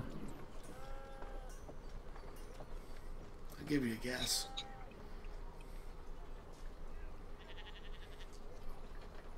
What? Nope. I think I know. I think I know. It hurts. Exactly. What is it? Oh. All Oh. books, all the town records. Oh, She doesn't like knowledge.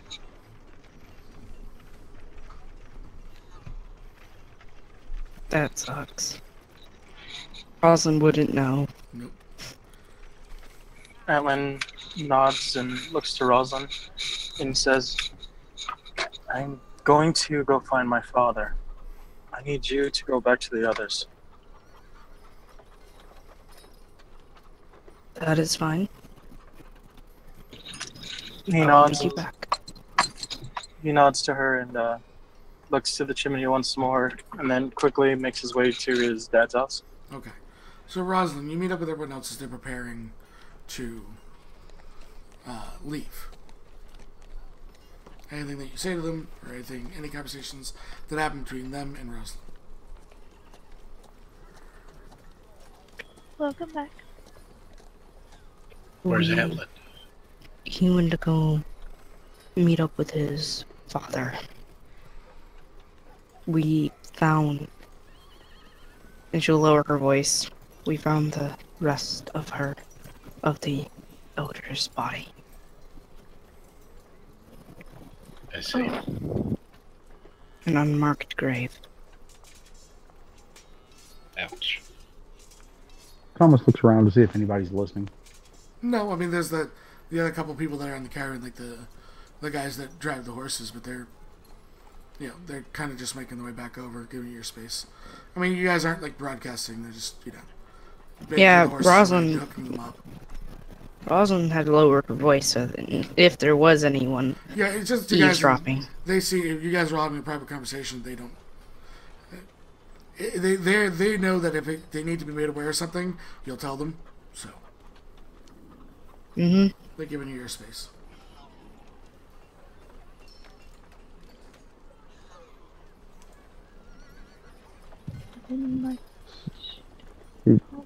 Thomas is going to look at the driver. When are we supposed to leave?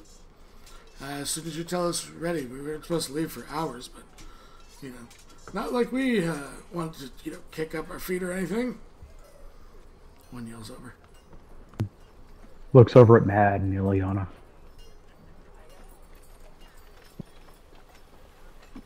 As soon I as know the Antlyn feeling. Huh? What'd you say, Thomas? I know the feeling. She rubs the back of her neck.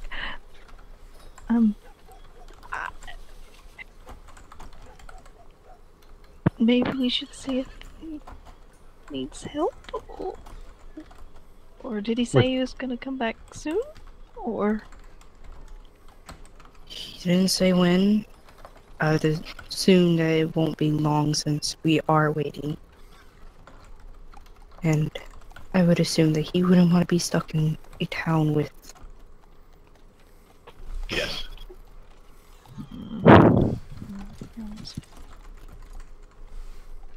Thomas plays his pancake.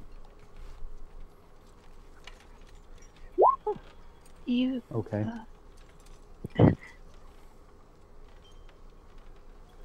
Illiyanna bobs her head. Play well. I'm trying. Thomas is visibly shaking a little bit as he plays, which is adds to his poor performance. And or not as extremely poor, but okay performance. Alright, 7 miles. Okay. Roselynn So, is not Antlyn, phased by any of this. You make your way to, your father's house. There don't seem to be any candles on. I mean, it is still daytime, but you kind of look and it doesn't look like the chimney's been lit for a couple days. A little bit of like dust on the windows. Huh. The old gnome should be hunting and up in the mountains, I assume. And he walks in. Yeah. I mean, you try the door's locked at first. You pull out your key, you unlock it. Step inside and I look around, call out to him. Immediately you hit by something that doesn't smell right. Like rotting flesh.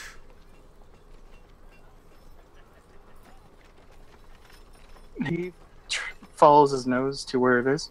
Okay, give me a perception.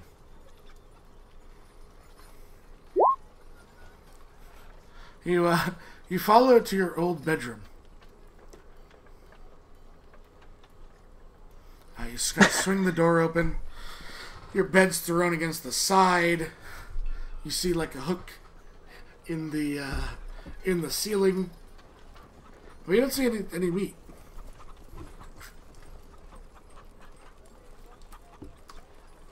He kind of covers his nose for a second and then looks around. Alright, give me another perception as you're in the room. Yeah, to himself he says, "Oh God, please do not tell me he's storing meat inside my room now." He got a 9. You're looking around, you can't. It's right around you. You're looking, everywhere. Takes you a good like 10 minutes or so. But you find like a rotting heart. Looks like a deer heart. He must have like kicked. As he got in, it hit his foot, rolled underneath. He just didn't care about it, didn't find it, and left to hunt. And then it started to turn bad. But he's definitely hanging kills in your room. Yeah. He shakes his head, and so the whole place is pretty much empty, right? Yeah, he's definitely on a hunt, as was said when you came in that they were out hunting. Yeah. So he's going to go back to the living quarters, look for a parchment and yeah, there's probably one around. Yeah, he just leaves him a note and places the dead deer heart, goes back and gets it, places it on the corner of the note to keep it down on the table. And the note basically says, I'm going to have you write it out to me later on Discord. Okay. He writes a note, places the deer heart, and shakes his head on top of it, and then he will exit his home, lock it up once more, and head back to the group. Okay. As Antlyn makes his way, eventually, everyone's kind of waiting, ready to go. Antlyn, you see everyone as you make your way to the caravan. He nods to everyone and simply walks up to it and jumps on the back to sit. Alright. And the caravan begins to take off. Is anything said? I mean, you still have your privacy. Is anything said as you guys are leaving? Thomas is going to look at Roselynn. He's going to stop playing his pan flute for a moment and look at her and go, "You do know we're heading south, right?" How far south? Why is that important? He smiles. Antlyn tilts his head at that and looks to Thomas as he's on the back, like the backpack, looking back to the city from when they're leaving, and he just says, "We are the South now, remember?" And he motions to Maad. Maad nods.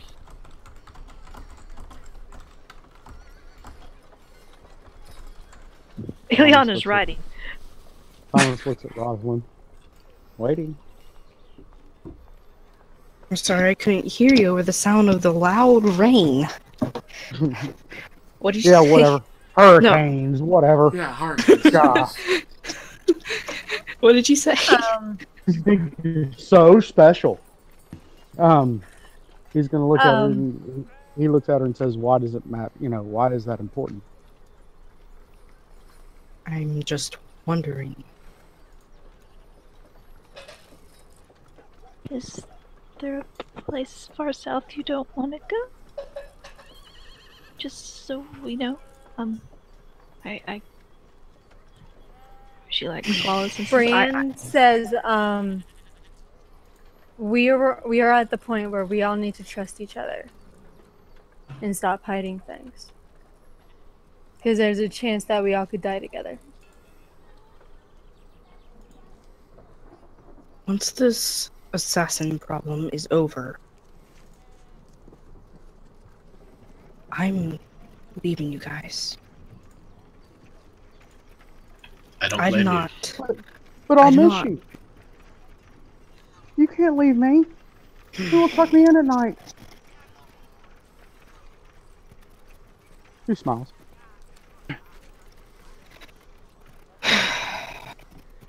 Who will kick me through doors? I did not sign up for this. All I was doing was a simple job, and it led to this. And that simple job has now given us this. And he like looks to the caravan riders and then looks to the other group. New task that's upon us now. Does anyone have an objection, now that everybody's here, to going to Whitehelm first and then headed south? Whitehaven? Whitehaven, thank you. How far south? It really depends on As how far- much time we have. As far as we 8 need days. to distance her. It might not help, but if we go to Whitehaven first, then... Because that's where Illiyanna was headed. Right. So, she would, like, at least go there.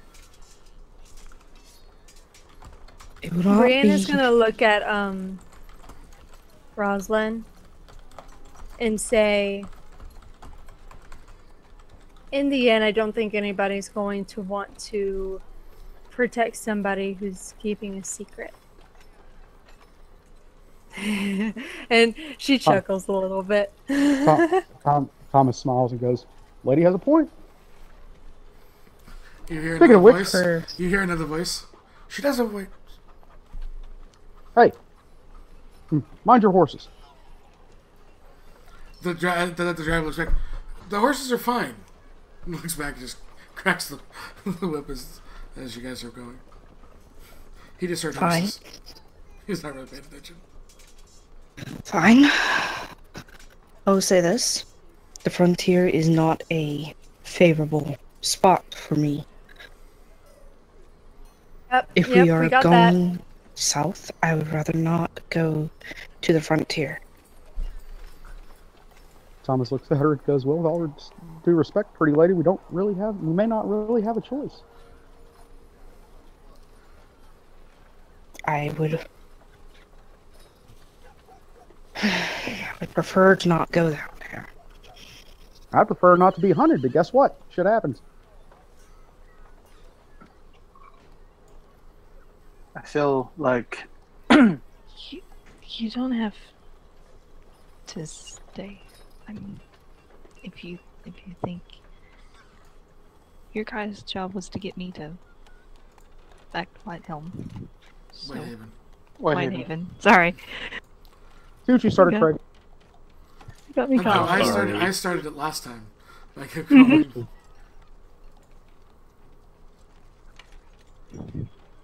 Oh. She kind of like raises one shoulder. It's up to you. I don't know my way anywhere south of Oxford.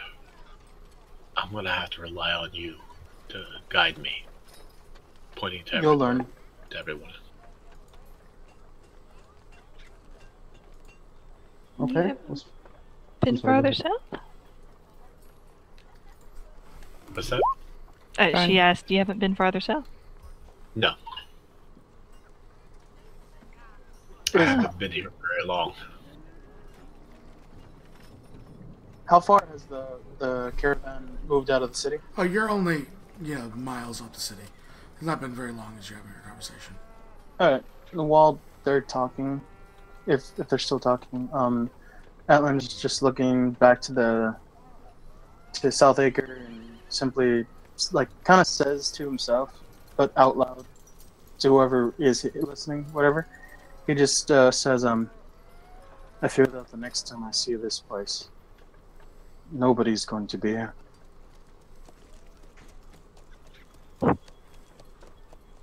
Why?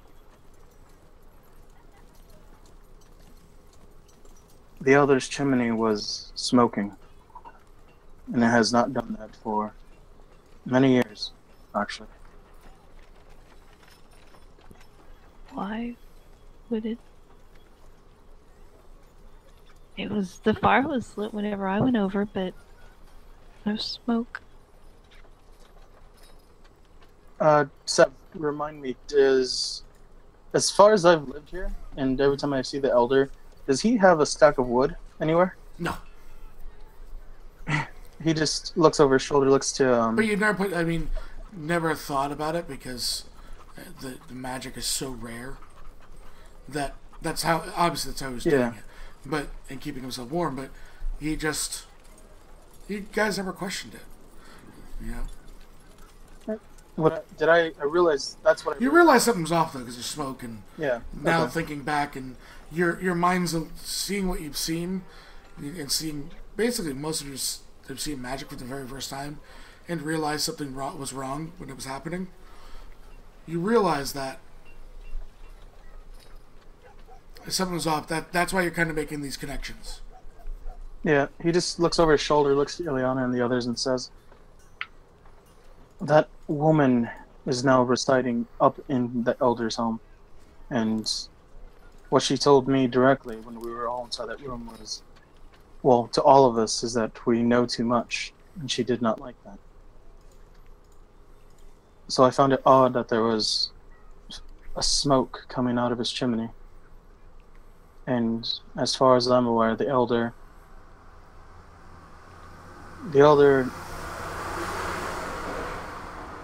as the semi-truck goes by, the Elder is the one with the most knowledge. We gotta go back. Oh my, stop the cart, turn you around, we gotta go back, we gotta stop her! Are you yelling that? We can't go back. But There's the cart comes to a sudden halt. Go back. He goes, you know what? I'm gonna give you guys a few minutes. We're outside of town. He motions back and he walks to the second cart, hauling the supplies. And goes to talk to the other driver. Tell me when you're ready. And he goes and sits back. I would much rather not go back to that town. But she's destroying the knowledge, If everything it's- that they've collected. That's why she shut the Elder up too. That would be a fair point, but... And he looks directly at Illiyanna. Are you going to be the one to stop her and hurry up the process of the hunt?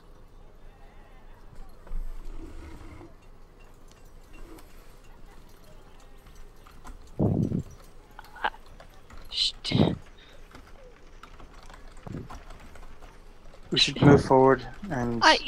We don't know if it would. I mean, but these people have nothing. If not only not an elder, but they won't have anything, no records, nothing. They can start over.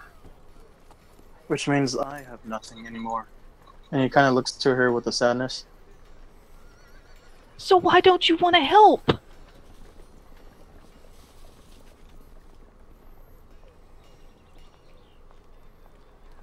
Miss Illiyanna, there's a difference between wanting to help and throwing your life away. What's better insult to survive and give my presence out there in the world for people to know than a simple word instead of a book or anything that she's burning? Because those books will survive long after you're gone. Whatever impact that you make, they'll be there. Others can read about your stories, about what you've done, what mark that you've made. They Yes. are able to stand a test and tell people. And she's burning them. You forget. She's taking that away. I guess this will give you more fuel to defeat this. You're forgetting something also, Miss Illiyanna. And he kind of looks through and taps his head. I have lived a very long time, and I know all of those people inside that city. And whatever knowledge she's destroying, and he taps his head again, I have it up here. Thomas plays his flute again.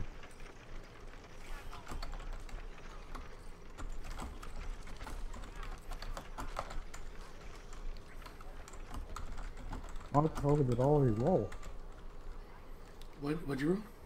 What? No, it rolled whenever my computer went to sleep and all that. 20. Okay. You have it so you could write it down. So it's not forgotten. Their memory and my own lives on with my own memory.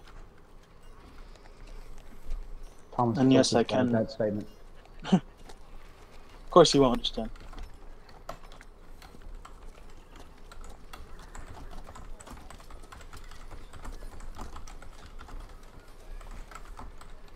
Just to put that what you would know for the situation, not that he is aware of. That is what you. Yeah. Yeah, that's... Yeah. But...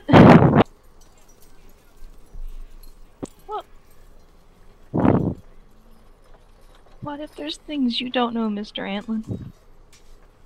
That she's taking away before you have a chance to learn them. Before anybody has a chance to learn them. There's many things I don't know. Well, wouldn't you want a chance to learn them? Because he was old.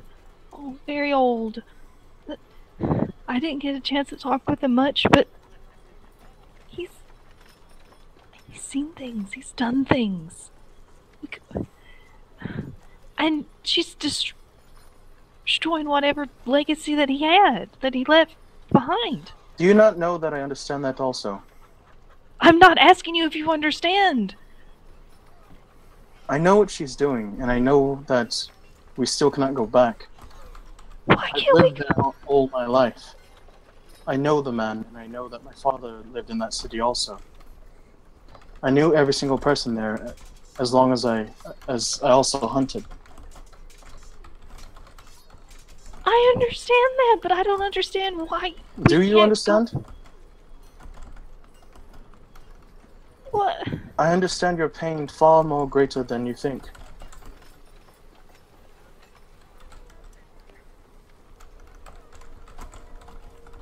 But how can you just...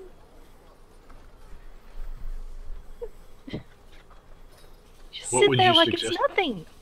Sweetie. Oh, it's a lot. But there's nothing we can do about it at this time. We could... All my life, I've learned to survive up in the mountains in the wilderness, to escape from things that you probably have not set your eyes on. And this is one thing, and I've seen that woman and what she bears and what she can do, and all of us have. And this is something that we should not tangle with right away.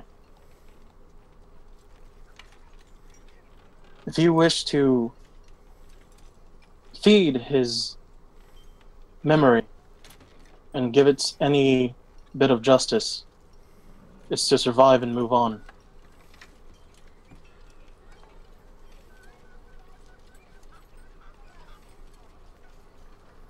I'm just looking at Illiyanna. Can I borrow a piece of paper?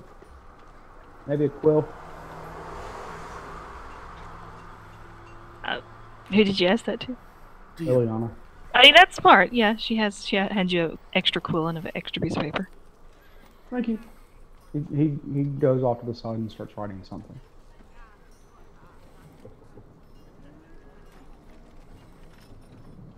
I would rather not go back and face her for now.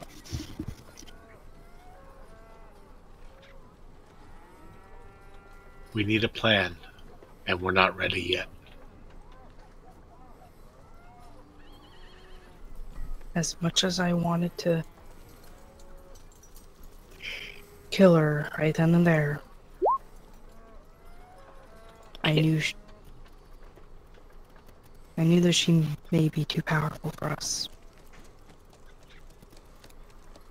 By the way, what's people's passive perceptions? 11. Mine's 11. 12. 12. Tree, I need you to roll me a sleight of hand. 13. Okay. I'm not good at those. I know. That's why I had to read it. I think Nope, mine's not good at those. All of you recognize. See, the Breanne seems to be having a conversation with her cloak in a weird language.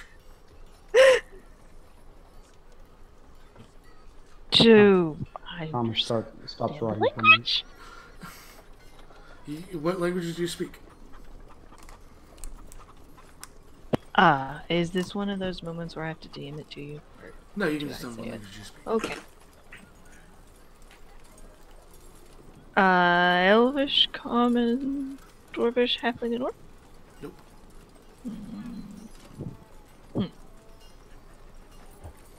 She tilts her head.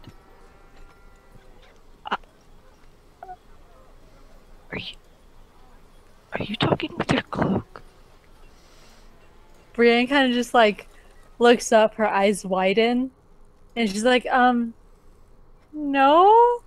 Inside the crap out of that. Oh god, this is She'll what I inside. Roll me. Thomas, you believe her. Roselynn, you're not sure. Maad, you believe her. Do you Roll an 18. have any secrets? And Illiyanna, you know she's lying. Through her teeth. He kind of stutters mid-sentence and looks to her and says, "Wasn't it you that first said that we should all not keep secrets?" Maybe she just hasn't had time to tell us hers. We've been really busy arguing because you don't want to go back and save the knowledge that's inside there. Thomas looks confused. What secrets?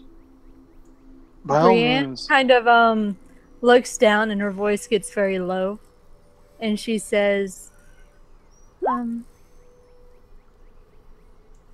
Arcani the crap out of her cloak. The cloak is not. She feels disappointed. that cloak would have been awesome. she says,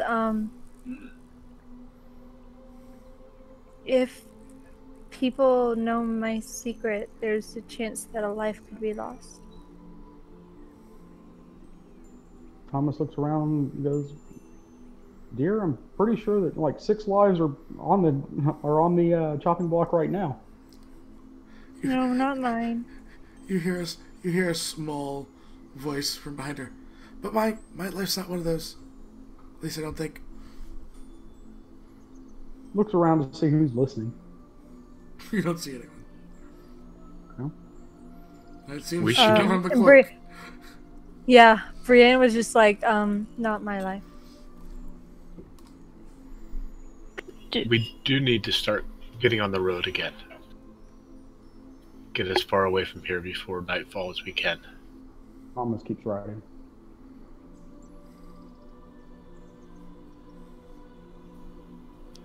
Maad would look to Illiyanna.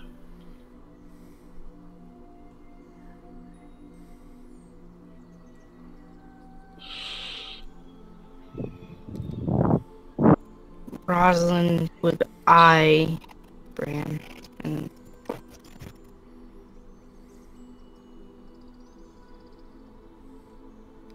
The voice from the cloak again says, "Make a deal."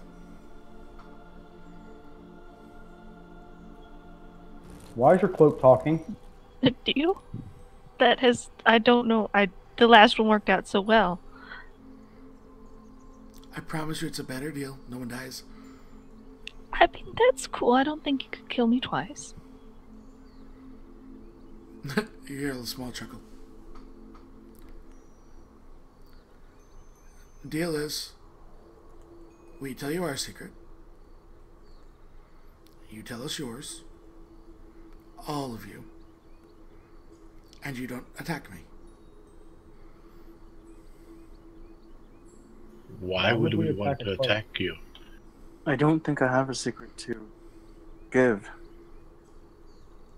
That's your secret. You have no secrets to give. The voice says. Matter of Well, fact. now you know. Do we have a deal? I think we've had one too many deals today. Yeah, the first one was bad. The voice says from the cloak.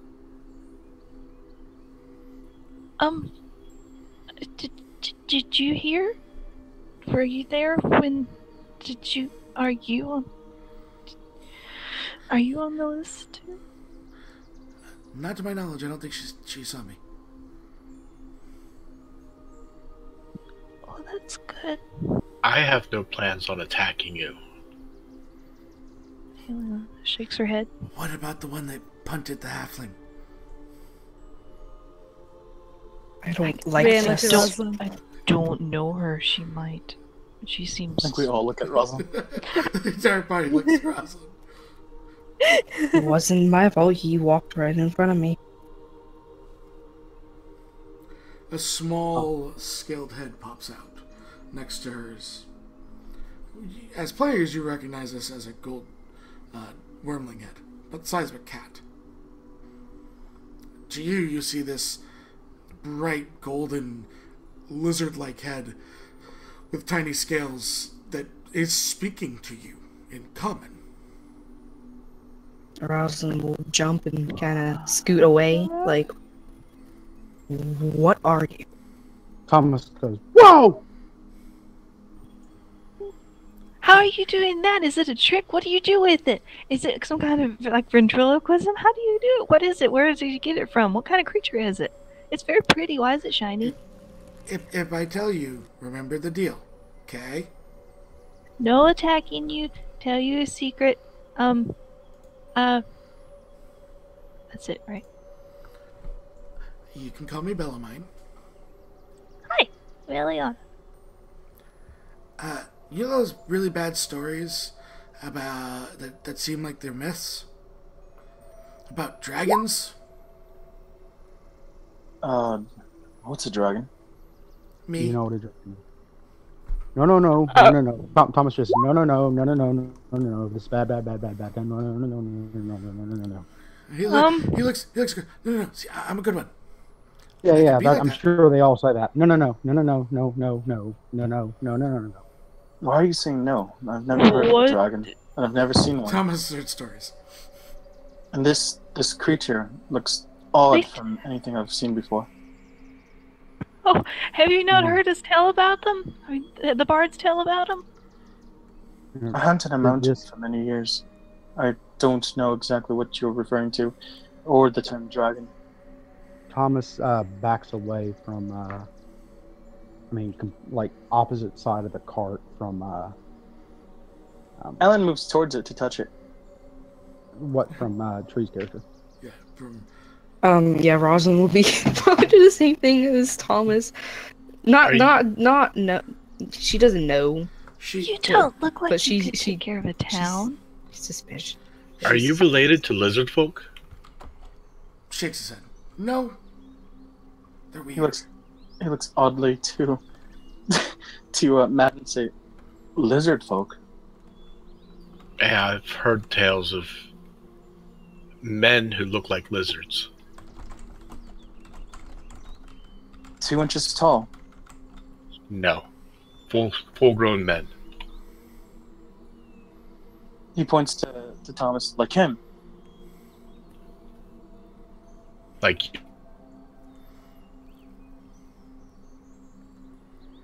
He said she speaks in Draconic to Breanne. what is that? My language. Well, all of our language, really. The scaled ones. Thomas attempts to hide behind Roselynn. Excuse me? Roll me a stealth. She'll push. Okay. Just because I know their passive perception's not insane at this. 14. I gotta look at a sheet. Give me a second.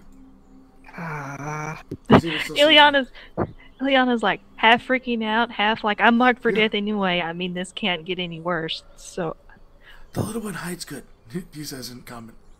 I don't see him. Do you see him? Roselynn will look behind her. He looks around. No. Roselynn will look behind her. Get you. What are you doing? Get out from behind me. Thomas unhooks his bow. Hey, we had a deal. Am I? I'm still touching the dragon. Yeah, they do let you pet it. Oh, this feels strange. Your gloves are broken. He says to you. Illiyanna looked to. I mean, only the head's kind of sticking out at this point because there are two other individuals that are on the other cart a little ways away. Are you a dragon too? Did you try to say that to Breanne? Yeah. Breanne just shakes her head like, no, I saved her. Where did you save a dragon? She was gonna be killed. I stopped it. Thomas looks at y'all. Are y'all all daft? Says something in he points Draconic to you, Breanne. He points at the wormling, and he's like, It's like your size. That's the best part of this too. yeah. And Alan's he's like that symbolizes the end of the world. It does not mean the end of the world. Dragons symbolize the end of the world. Trust me, I've heard many tales. The end of the world. So now we're marked for death, and now we have a symbol for the end of the world. Great. Alan's it's been productive. We've learned a lot. Alan's gonna be petting the dragon because I gotta make a phone call real quick. Yeah, no problem.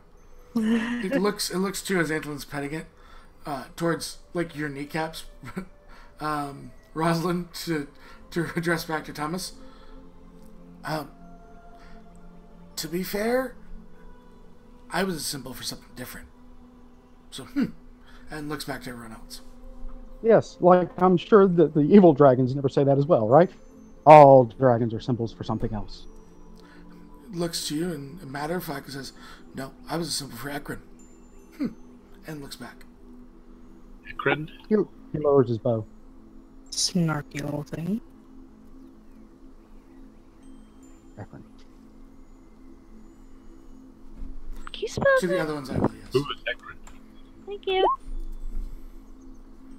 Remember the story I remember about Marine? Right. You said you were going to tell us on the road. I guess this is a good enough time.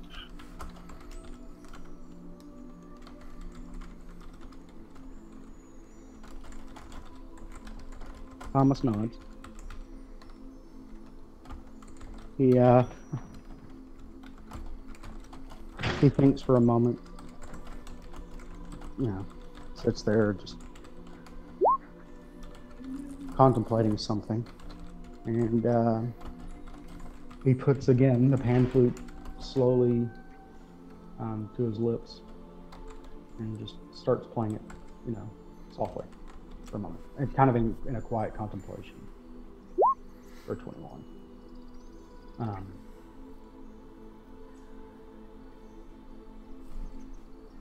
I heard a tale one time. Illiyanna's inside it. Sorry, Illiyanna's inciting you to see if you do that when you're nervous, or if it's just something that, like, you do to relax yourself.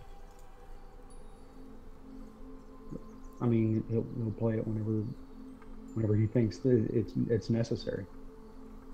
I mean, he does it to relax himself, but you know, he'll just do it whenever he feels it's necessary.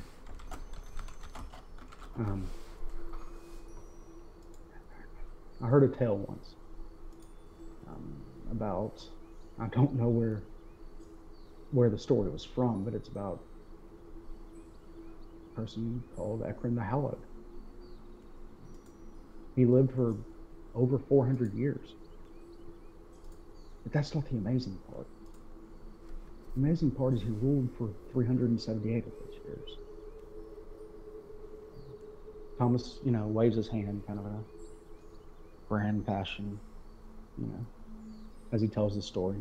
You know, he tells it with his hands, moves them around, playing his pan flute every now and then. You know, they say he was a child of a human woman and something else. It wasn't human, but nobody knows what it was. He united the lands. I'm assuming that's the land she spoke of here. However, you know, like all rulers, he had enemies. His father had an enemy. Matter of fact, his enemies created a foil for his father, for Acaen's father, named Breanne, which is who I thought that was back there. Breanne took the name in honor of her father of the Black. Her father wasn't human either. I don't know what he was. He ruled the lands, and it's peaceful and nice, and after almost 4 centuries, you know, this Breanne would rise up and would seduce one of her father's friends. And she was also gifted a poison that was never again seen. She seduced Acaen, and she murdered him with this poison, which caused this city to fall. The same person who gave her the poison beheaded her publicly. It's almost like he was scorned. He did it almost out of vengeance, it seems. I asked, you know, where the city was, of course. The only thing I've ever been told is you have to find the heart. The heart? Thomas shrugs. I've been looking for it for a while.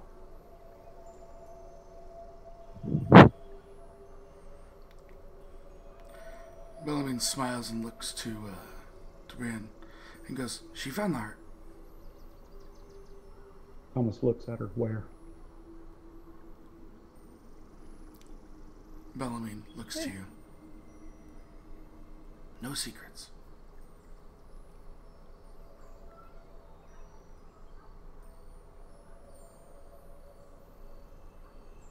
People just cut out everywhere. He asked where you found the heart, which is where you found Bellarmine, and then he said no secrets. She said no secrets.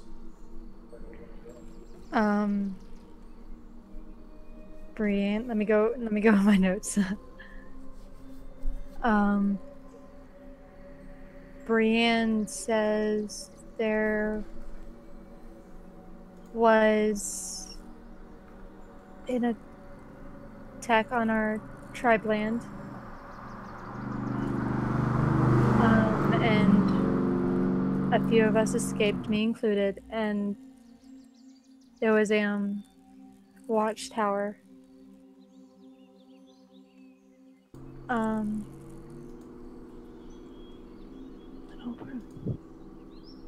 We waited until the guard was down and freed Bellarmine, and we booked it.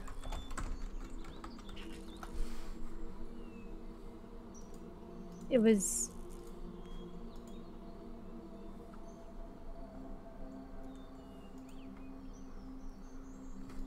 I didn't know it was anything like important there.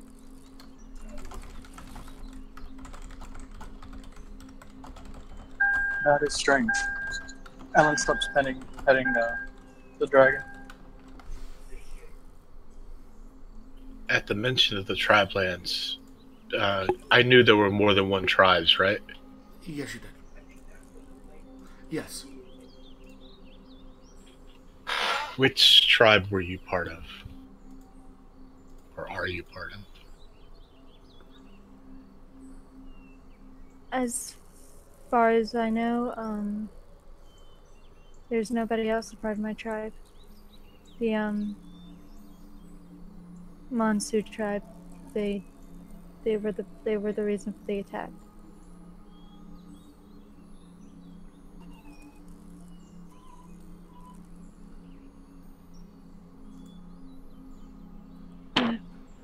Interesting.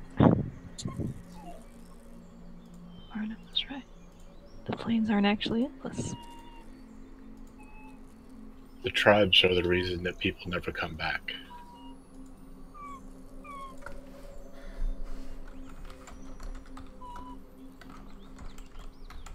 I hear a dog whining in the background. Yeah, Vex is looking at me and whining. Oh, doggy. It was in the plains somewhere then that you found it. The heart.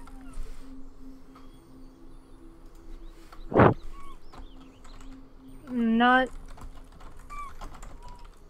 all of them are the reason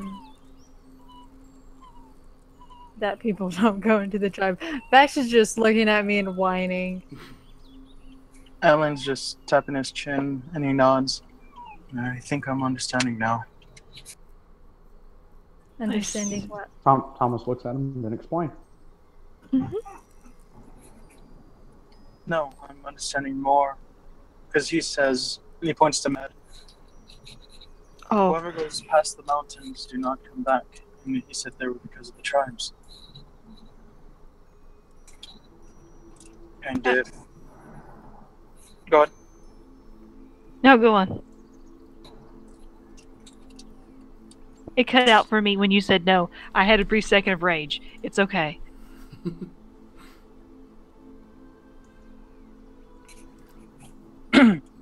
And if people who leave there do not come back because of the tribes, it simply just makes more sense to why it's called the Endless Plain. We know it as the Grand Plains. And I knew it as the Southern Plains. Thomas looks at Breanne and Maad. So what you're both telling me is you're both from beyond the mountains. Yes. Yes.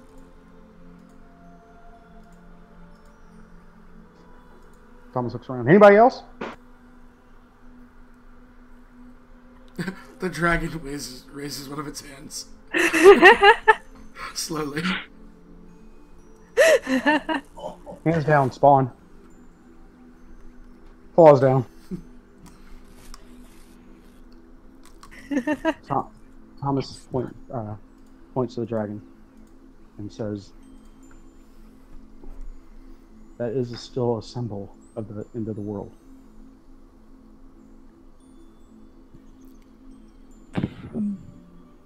But what if your tale is wrong, and that's just an old folks' tale? I mean, think of it now.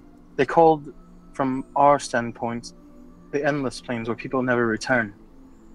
If all that is fake and people are assuming things and making up things as they go, what else is out there? What really is this world that we live in? So you're asking if my tale is untrue? Take it as Breanne you will. would- The woman Breanne would who... pipe up. Go ahead. And say there's two types of dragons that I'm aware. Bellamine isn't the only one that I've seen. The Thomas just goes, Monsu, "Oh gods." the Monsu tribe sent a green dragon to attack my tribe. There's evil dragons, yes, but there are good dragons, and she motions to Bellarmine. Sticks out his chest and looks proud.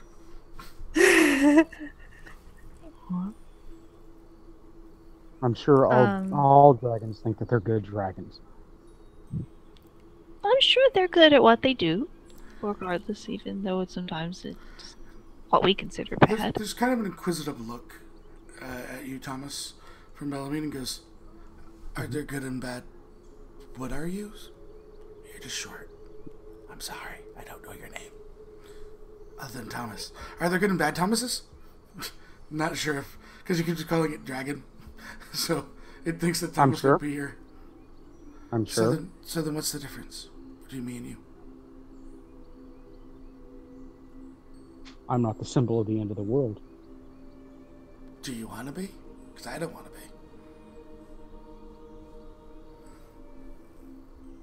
be. Nobody wants to be. Wait, why am I even talking to you? I'm inciting the dragon! Seems you're telling you the truth. Cool. Looks back to Thomas and says, "My mother told us of her time with Acaen. I never got to meet him. We were a symbol of safety for those people. My mother did fail. Thomas looks. I'm here. I'm sorry, go ahead. But I'm here to protect Breanne. And if you're all in danger, I'm on your side."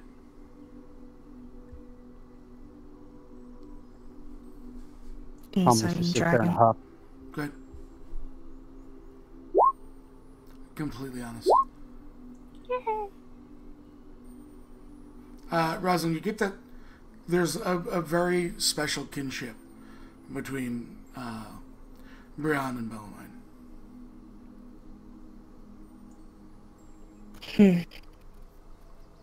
She'll just look at him for a few seconds, and she'll just then scoot over to like me at the side of the cart, and then like towards where the opening is. Yeah. Like now, like, all right, I'm done with this, and she'll just watch outside. That's all. How Thomas about goes we right get the hell where he is? How about we get the carts moving again? Any objections this time? Dragon None. shakes its head. Illiyanna is currently writing down everything. Okay. He gets down off the wagon, goes to the other ones and says, "We're ready. We're gonna be leaving now."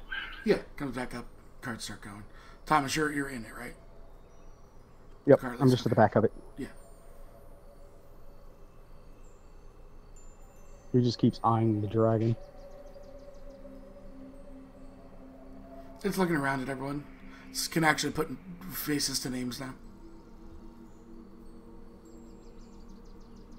What do you eat? Guys, food? Generally meat, though. Oh, cooked or raw? Both? For like human, half elven, halfling, cow, deer? Looks to Breanne, whatever she eats. I said to the side, never really questioned what she brings home from the market.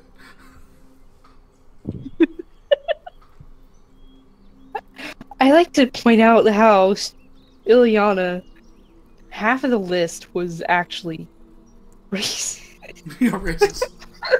Yeah. End of the world is the knowledge she's going on. Yep.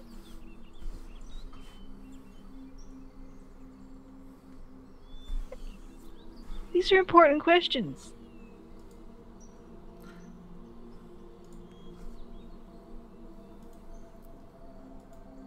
So, the cart begins to move again.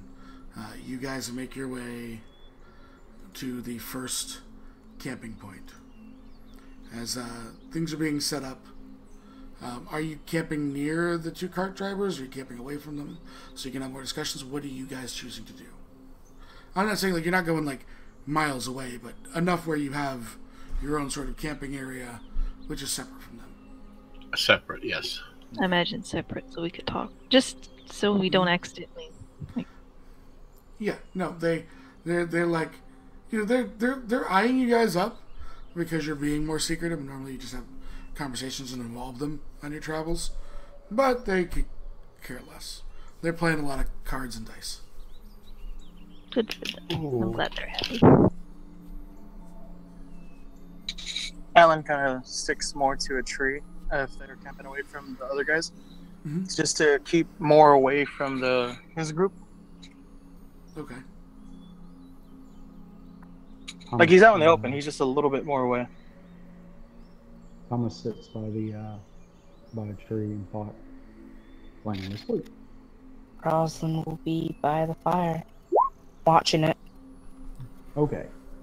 So as you guys start to make the fire, the wormling kind of scurries down the back of Breanne and looks up towards you, Roselynn, and says, "Do you need help lighting it?" No, I'm fine. Say yes. Say yes. I've heard stories. Say yes. She's yelling at you across the camp. I want to see this. Can we all hear this? Yeah. Yes. Alan will just play back and say, You see the deep breath, the scales in the breast kind of like filling up, and then you see it as it just exhales a small bit of fire lighting the campfire that you built. Roselynn will kind of be a little nervous about that. And then just kind of scurries back over to Breanne, sitting on her shoulders. Maad would jump backwards, grabbing for his staff. Thomas stays by the tree. Alan's looking at it very curiously and amazed and awestruck. Breanne is just like, this is normal for me, and just pets Bellarmine. You kind of eye the wormling. You okay, Matt? I'm sorry. I should have asked you. Yes, that was just surprising. I did not expect that at all. I didn't either. Wasn't it great? How many times can you do that per day? Do you need anything to, like, fuel it? Is it something that came within you? The guy just like lifts his head, looks at you, goes, and shrugs its dragon shoulders. I can do it. Alan looks confused, and he looks to Illiyanna and says, "Were we not talking about the event that happened in the city, or are we talking about the dragon? That's Yes. what you are, right?" And he looks to the wyvern. You asked that like there's a choice. We could discuss both. Why are you confused? The other thing has to be addressed, certainly, but this is also a way to diffuse the tension that's obviously enveloping us so we can have a rational conversation without all yelling and screaming and evolving into terror. Out of character, you asked him if he was okay, and it seemed like he was talking about the event that happened today. Then you went from the event to the dragon in one thing, so I was confused. I think Spartans was confused, which means that Oh. confused.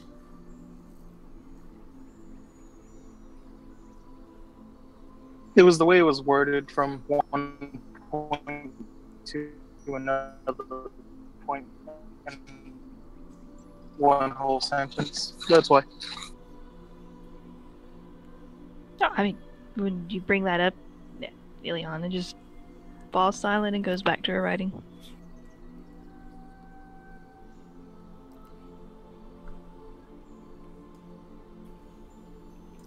Bellarmine looks to Breanne again and says something in Draconic. You're getting it right now. Roselyn's just gonna watch the fire, kind of tend it every now and then. Poke it with a stick.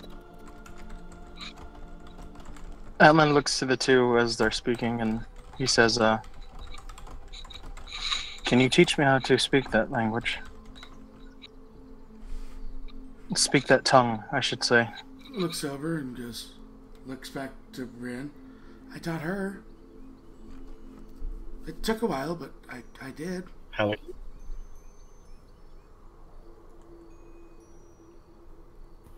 How long did it take?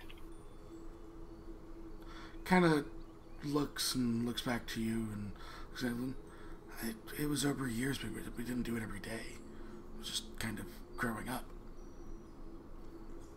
I see. We could start basic. I'd like that. I'm thinking all of us would like that, but I'm not sure. Yes, please, please, please, please, please, please, please, please, please, please, please, please, please. Laughs and all of it and explains to you. See, she's excited, and tells you what draconic, the word for excited in draconic. Ah, she repeats it. Corrects your grammar or pronunciations are. She repeats it again, just as enthusiastically. Yeah.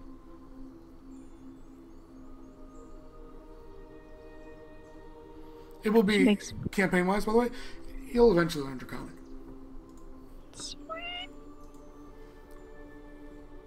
Excellent. Looks to Breanne for a response from her draconic question. He kind of, extends the little wings, mind you, cat size. So it's about the size of a tressum, which is a small creature. And begins to kind of like fly over in the direction of us, and then thinks about it and lands, and then scurries over and sits. And looks at Thomas. You like stories, right? Thomas looks at it and goes to the other side of the tree. Did he walk? Did he walk there? Did he fly? He flied halfway and then landed and walked. That's so cool. She whispers over to Maad. I assume we're sitting next to each other, or not? Yeah. Okay. It just, gives you your space and comes back to the fire and sits down. I can tell you one of my mom's stories. If you want. Please. Ones we learned. So, you've heard about Acaen's fall. Do you want to hear about Acaen? Yes. Mm-hmm. Kind of sits by the fire. Breanne, you probably heard this story before. I would say at this. Just something we didn't have prior knowledge of. So Acaen is the son of Electrix and a young woman whose name my mom didn't know. But she prayed for her tyrannous conquerors to be dealt with. And she met Electrix. That's what my mom called him. He was... What's the word? It says a word in Draconic that you can't translate for him. Breanne. Whatever that is, in common. I don't know what the word would be. And he was the very first one. Shrugs. He was the first, and he says another word. And it sounds like half, and then the word in Draconic.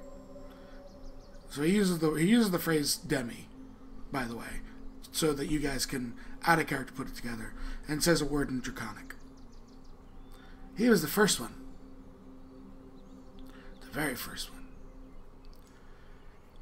Over his years, he would lead an army, eventually taking up the crest of my mother when she found him, as she was my size.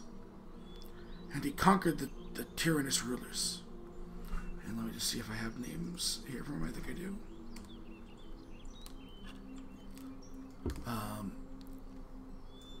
Illiyanna would be inside, but I'm taking notes, so I'm going to roll at the end. He was... Is anyone here... Maad, you're human, right? Yes. Points to you. I'm human. Points to Roselynn. He was just like you. Humans. But he was more. Obviously, because his dad. But he led, and he created great civilizations. The ruins are still there, right in the heart. The tower's the entrance. We still, well, my brothers and sisters before they died, we still protected the lands, because that's what our mom wanted us to do. Granted, they were ruins, but one day someone might come back. And that's when we were captured. We were captured. I can tell you their names, though. The names of what they used to be called when Acaen was alive. Yes, please. There's the watchtower, and there's the biggest city. He makes that, he looks to Breanne. What's that big city? The really big one. You said it was a capital?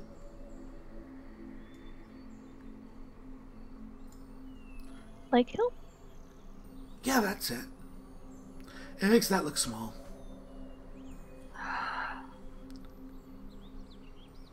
We protected it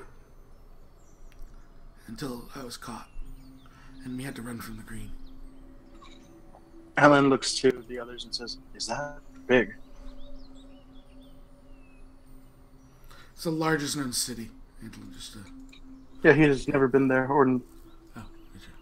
Yeah, he doesn't have a scale of it. Gotcha. Roselynn will raise her eye because she has been to very Lake.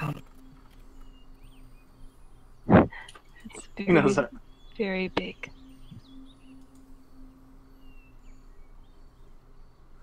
Bigger than How many Lake Helen. Southacres?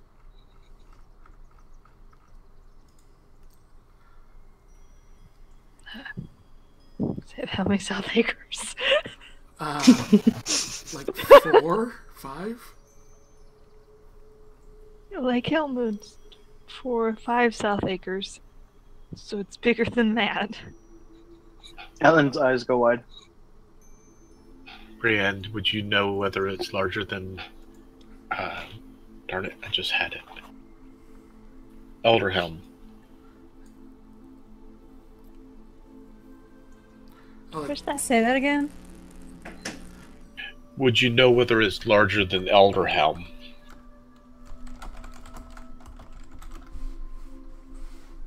No. And she has no clue. She has No no clue what Elderhelm is. Okay. Just checking. But Acaen was a great man. He treated everyone equally. And that's why we stood him, and that's why we're his symbol. Justice and honor. His dad, they say his dad wept because... And he looks over in the direction of Thomas. Because Marine, the Black,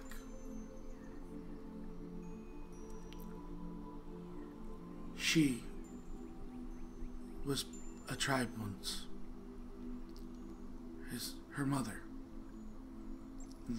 And he's in Draconic. He says the whore, but he says it in Draconic first. And you get it's a much worse word, Trey, but then he says whore in common. Came to the city. And they say that the reason, she looks up to Wilming, that the tribes fight is because Aletrix punishes them.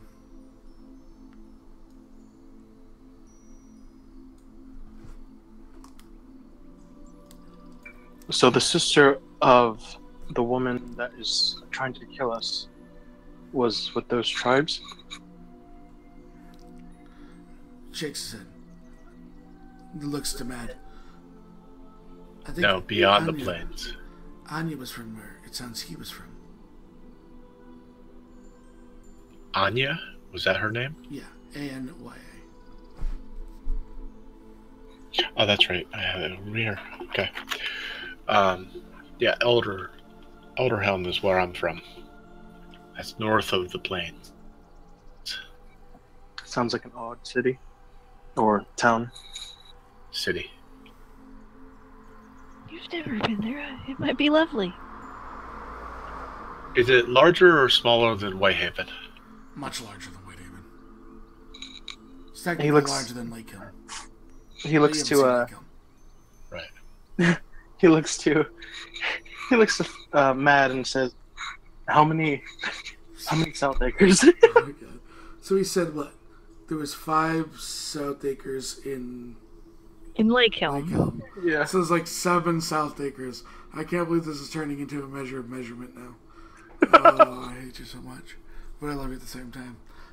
It's like 7, 8 Southacres. Between 7 and 8 Southacres. His eyes go wider.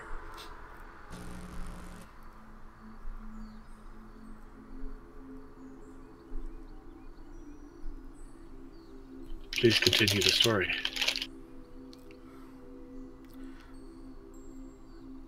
So, Acaen ruled for many years, but Marine's mother, who was of the tribes, when Marine came,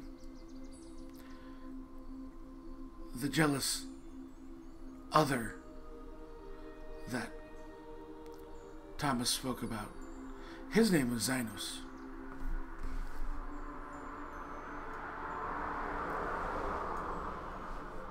And that's what my mom said. I see. Sinus? Yeah, I'll spell out ZYN? Thank you. all the names I dropped here. Thank you. Zynos. Oh, and so it stops and looks over. That father of hers, I know his name.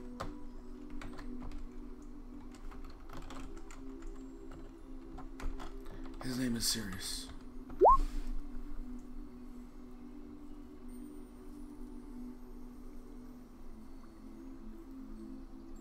I gotta re-look at this episode later because the part of me did not hear the story Thomas gave because I was on the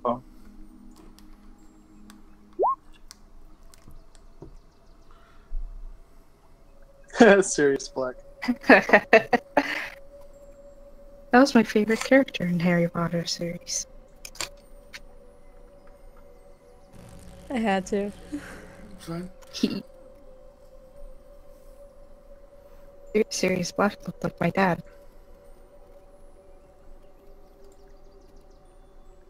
Cool. Huggles, it's also the county I live in too.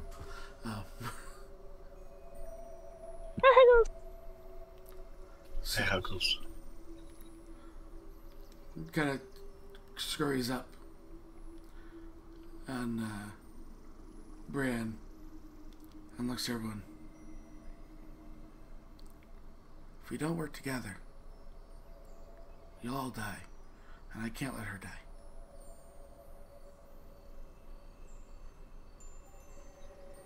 I don't think there's any much else for me except for learning the new world that has appeared before me. Or do I try? He looks over to Antlyn. Well, if you ever want to fight a green dragon, we know where one is. That does not sound like a good idea. I don't even fight giants. What's a giant? He looks to her oddly. Like if this should be like secondhand nature to everyone, but obviously it's not. He looks to her and says, "You don't know what a giant is." No. No? Should I? You don't know either. And he looks to I Maad. know. No, I don't. I've never heard of giants. Well, in my many days of going up to the White Tips to hunt, I've come across several giants that belonged in those hills. Many of them are 3 or 4 times my height. They stand very large and lanky, and sometimes the best deal for survival is to run. So there's many times where I've barely gotten away from them, and other times where I've had to simply hide.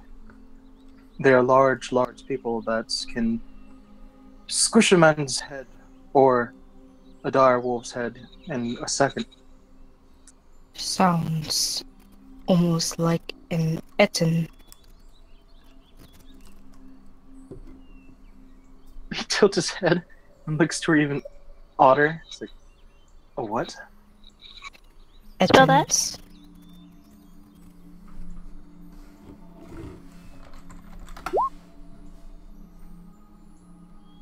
They are Thank you. large monstrosities with 2 heads. Almost like what you described, Antlyn. Are you sure you weren't Two drunk with a heads. boot on your head? We accepted your story of these giant creatures that you apparently hide from. Why are you questioning the validity of her having something that had 2 heads? There is a dragon not 2 feet from us. And this is the point with which you question if someone's having drink. I'm sorry. Now, in character, I'd be hushing you. That's He looks to her and just says, well, there's proof of this dragon, and he looks to the thing. And then looks back to Illiyanna and says, that is right in front of me. What she describes, I have How- not seen, and it sounds odd. It's because Your giants sound really odd to me, too. I haven't seen one of them. It's because I have fought them before. They are not pretty. You've actually fought them?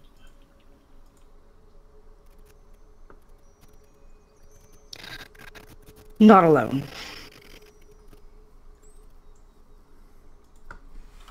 With a group. Why were you Still. fighting them? Are they... I assume they're not friendly. Are they, like, beasts? They are... I would call them monstrosities.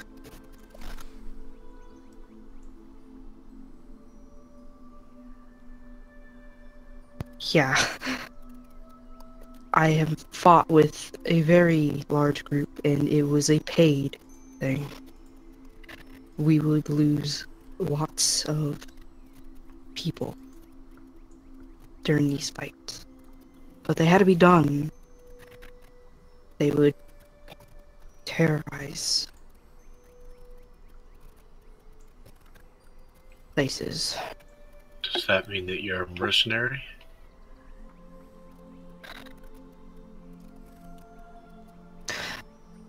She would kind of pause, and she would shake her head. I am not a mercenary. Okay. Sorry if I offend.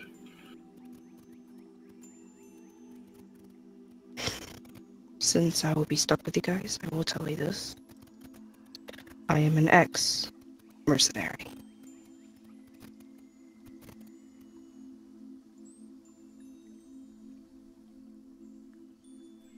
Is that why you're down south? Is there, like, people that you know down there and they want to get back at you, like they say in, like, in the stories where they have all these things about terrible people coming after ex-mercenaries? Are you the hero where you're fighting back against evil corruption? Roselynn will kind of be, like, her face will kind of, like, grimace a little. She's like, I would rather not speak of why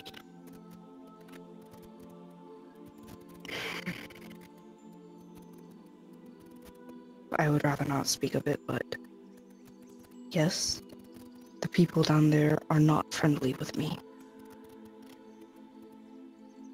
That is why I do not want to go to the frontier. Are they friendly with the Black? Do you know? Have you heard that name? I Would it have be- never heard of the Black. I didn't even know that there would be people that lived past the endless plains. I know nothing of that sort.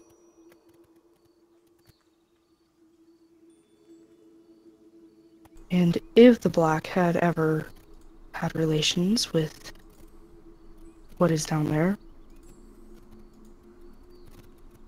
that would be bad news.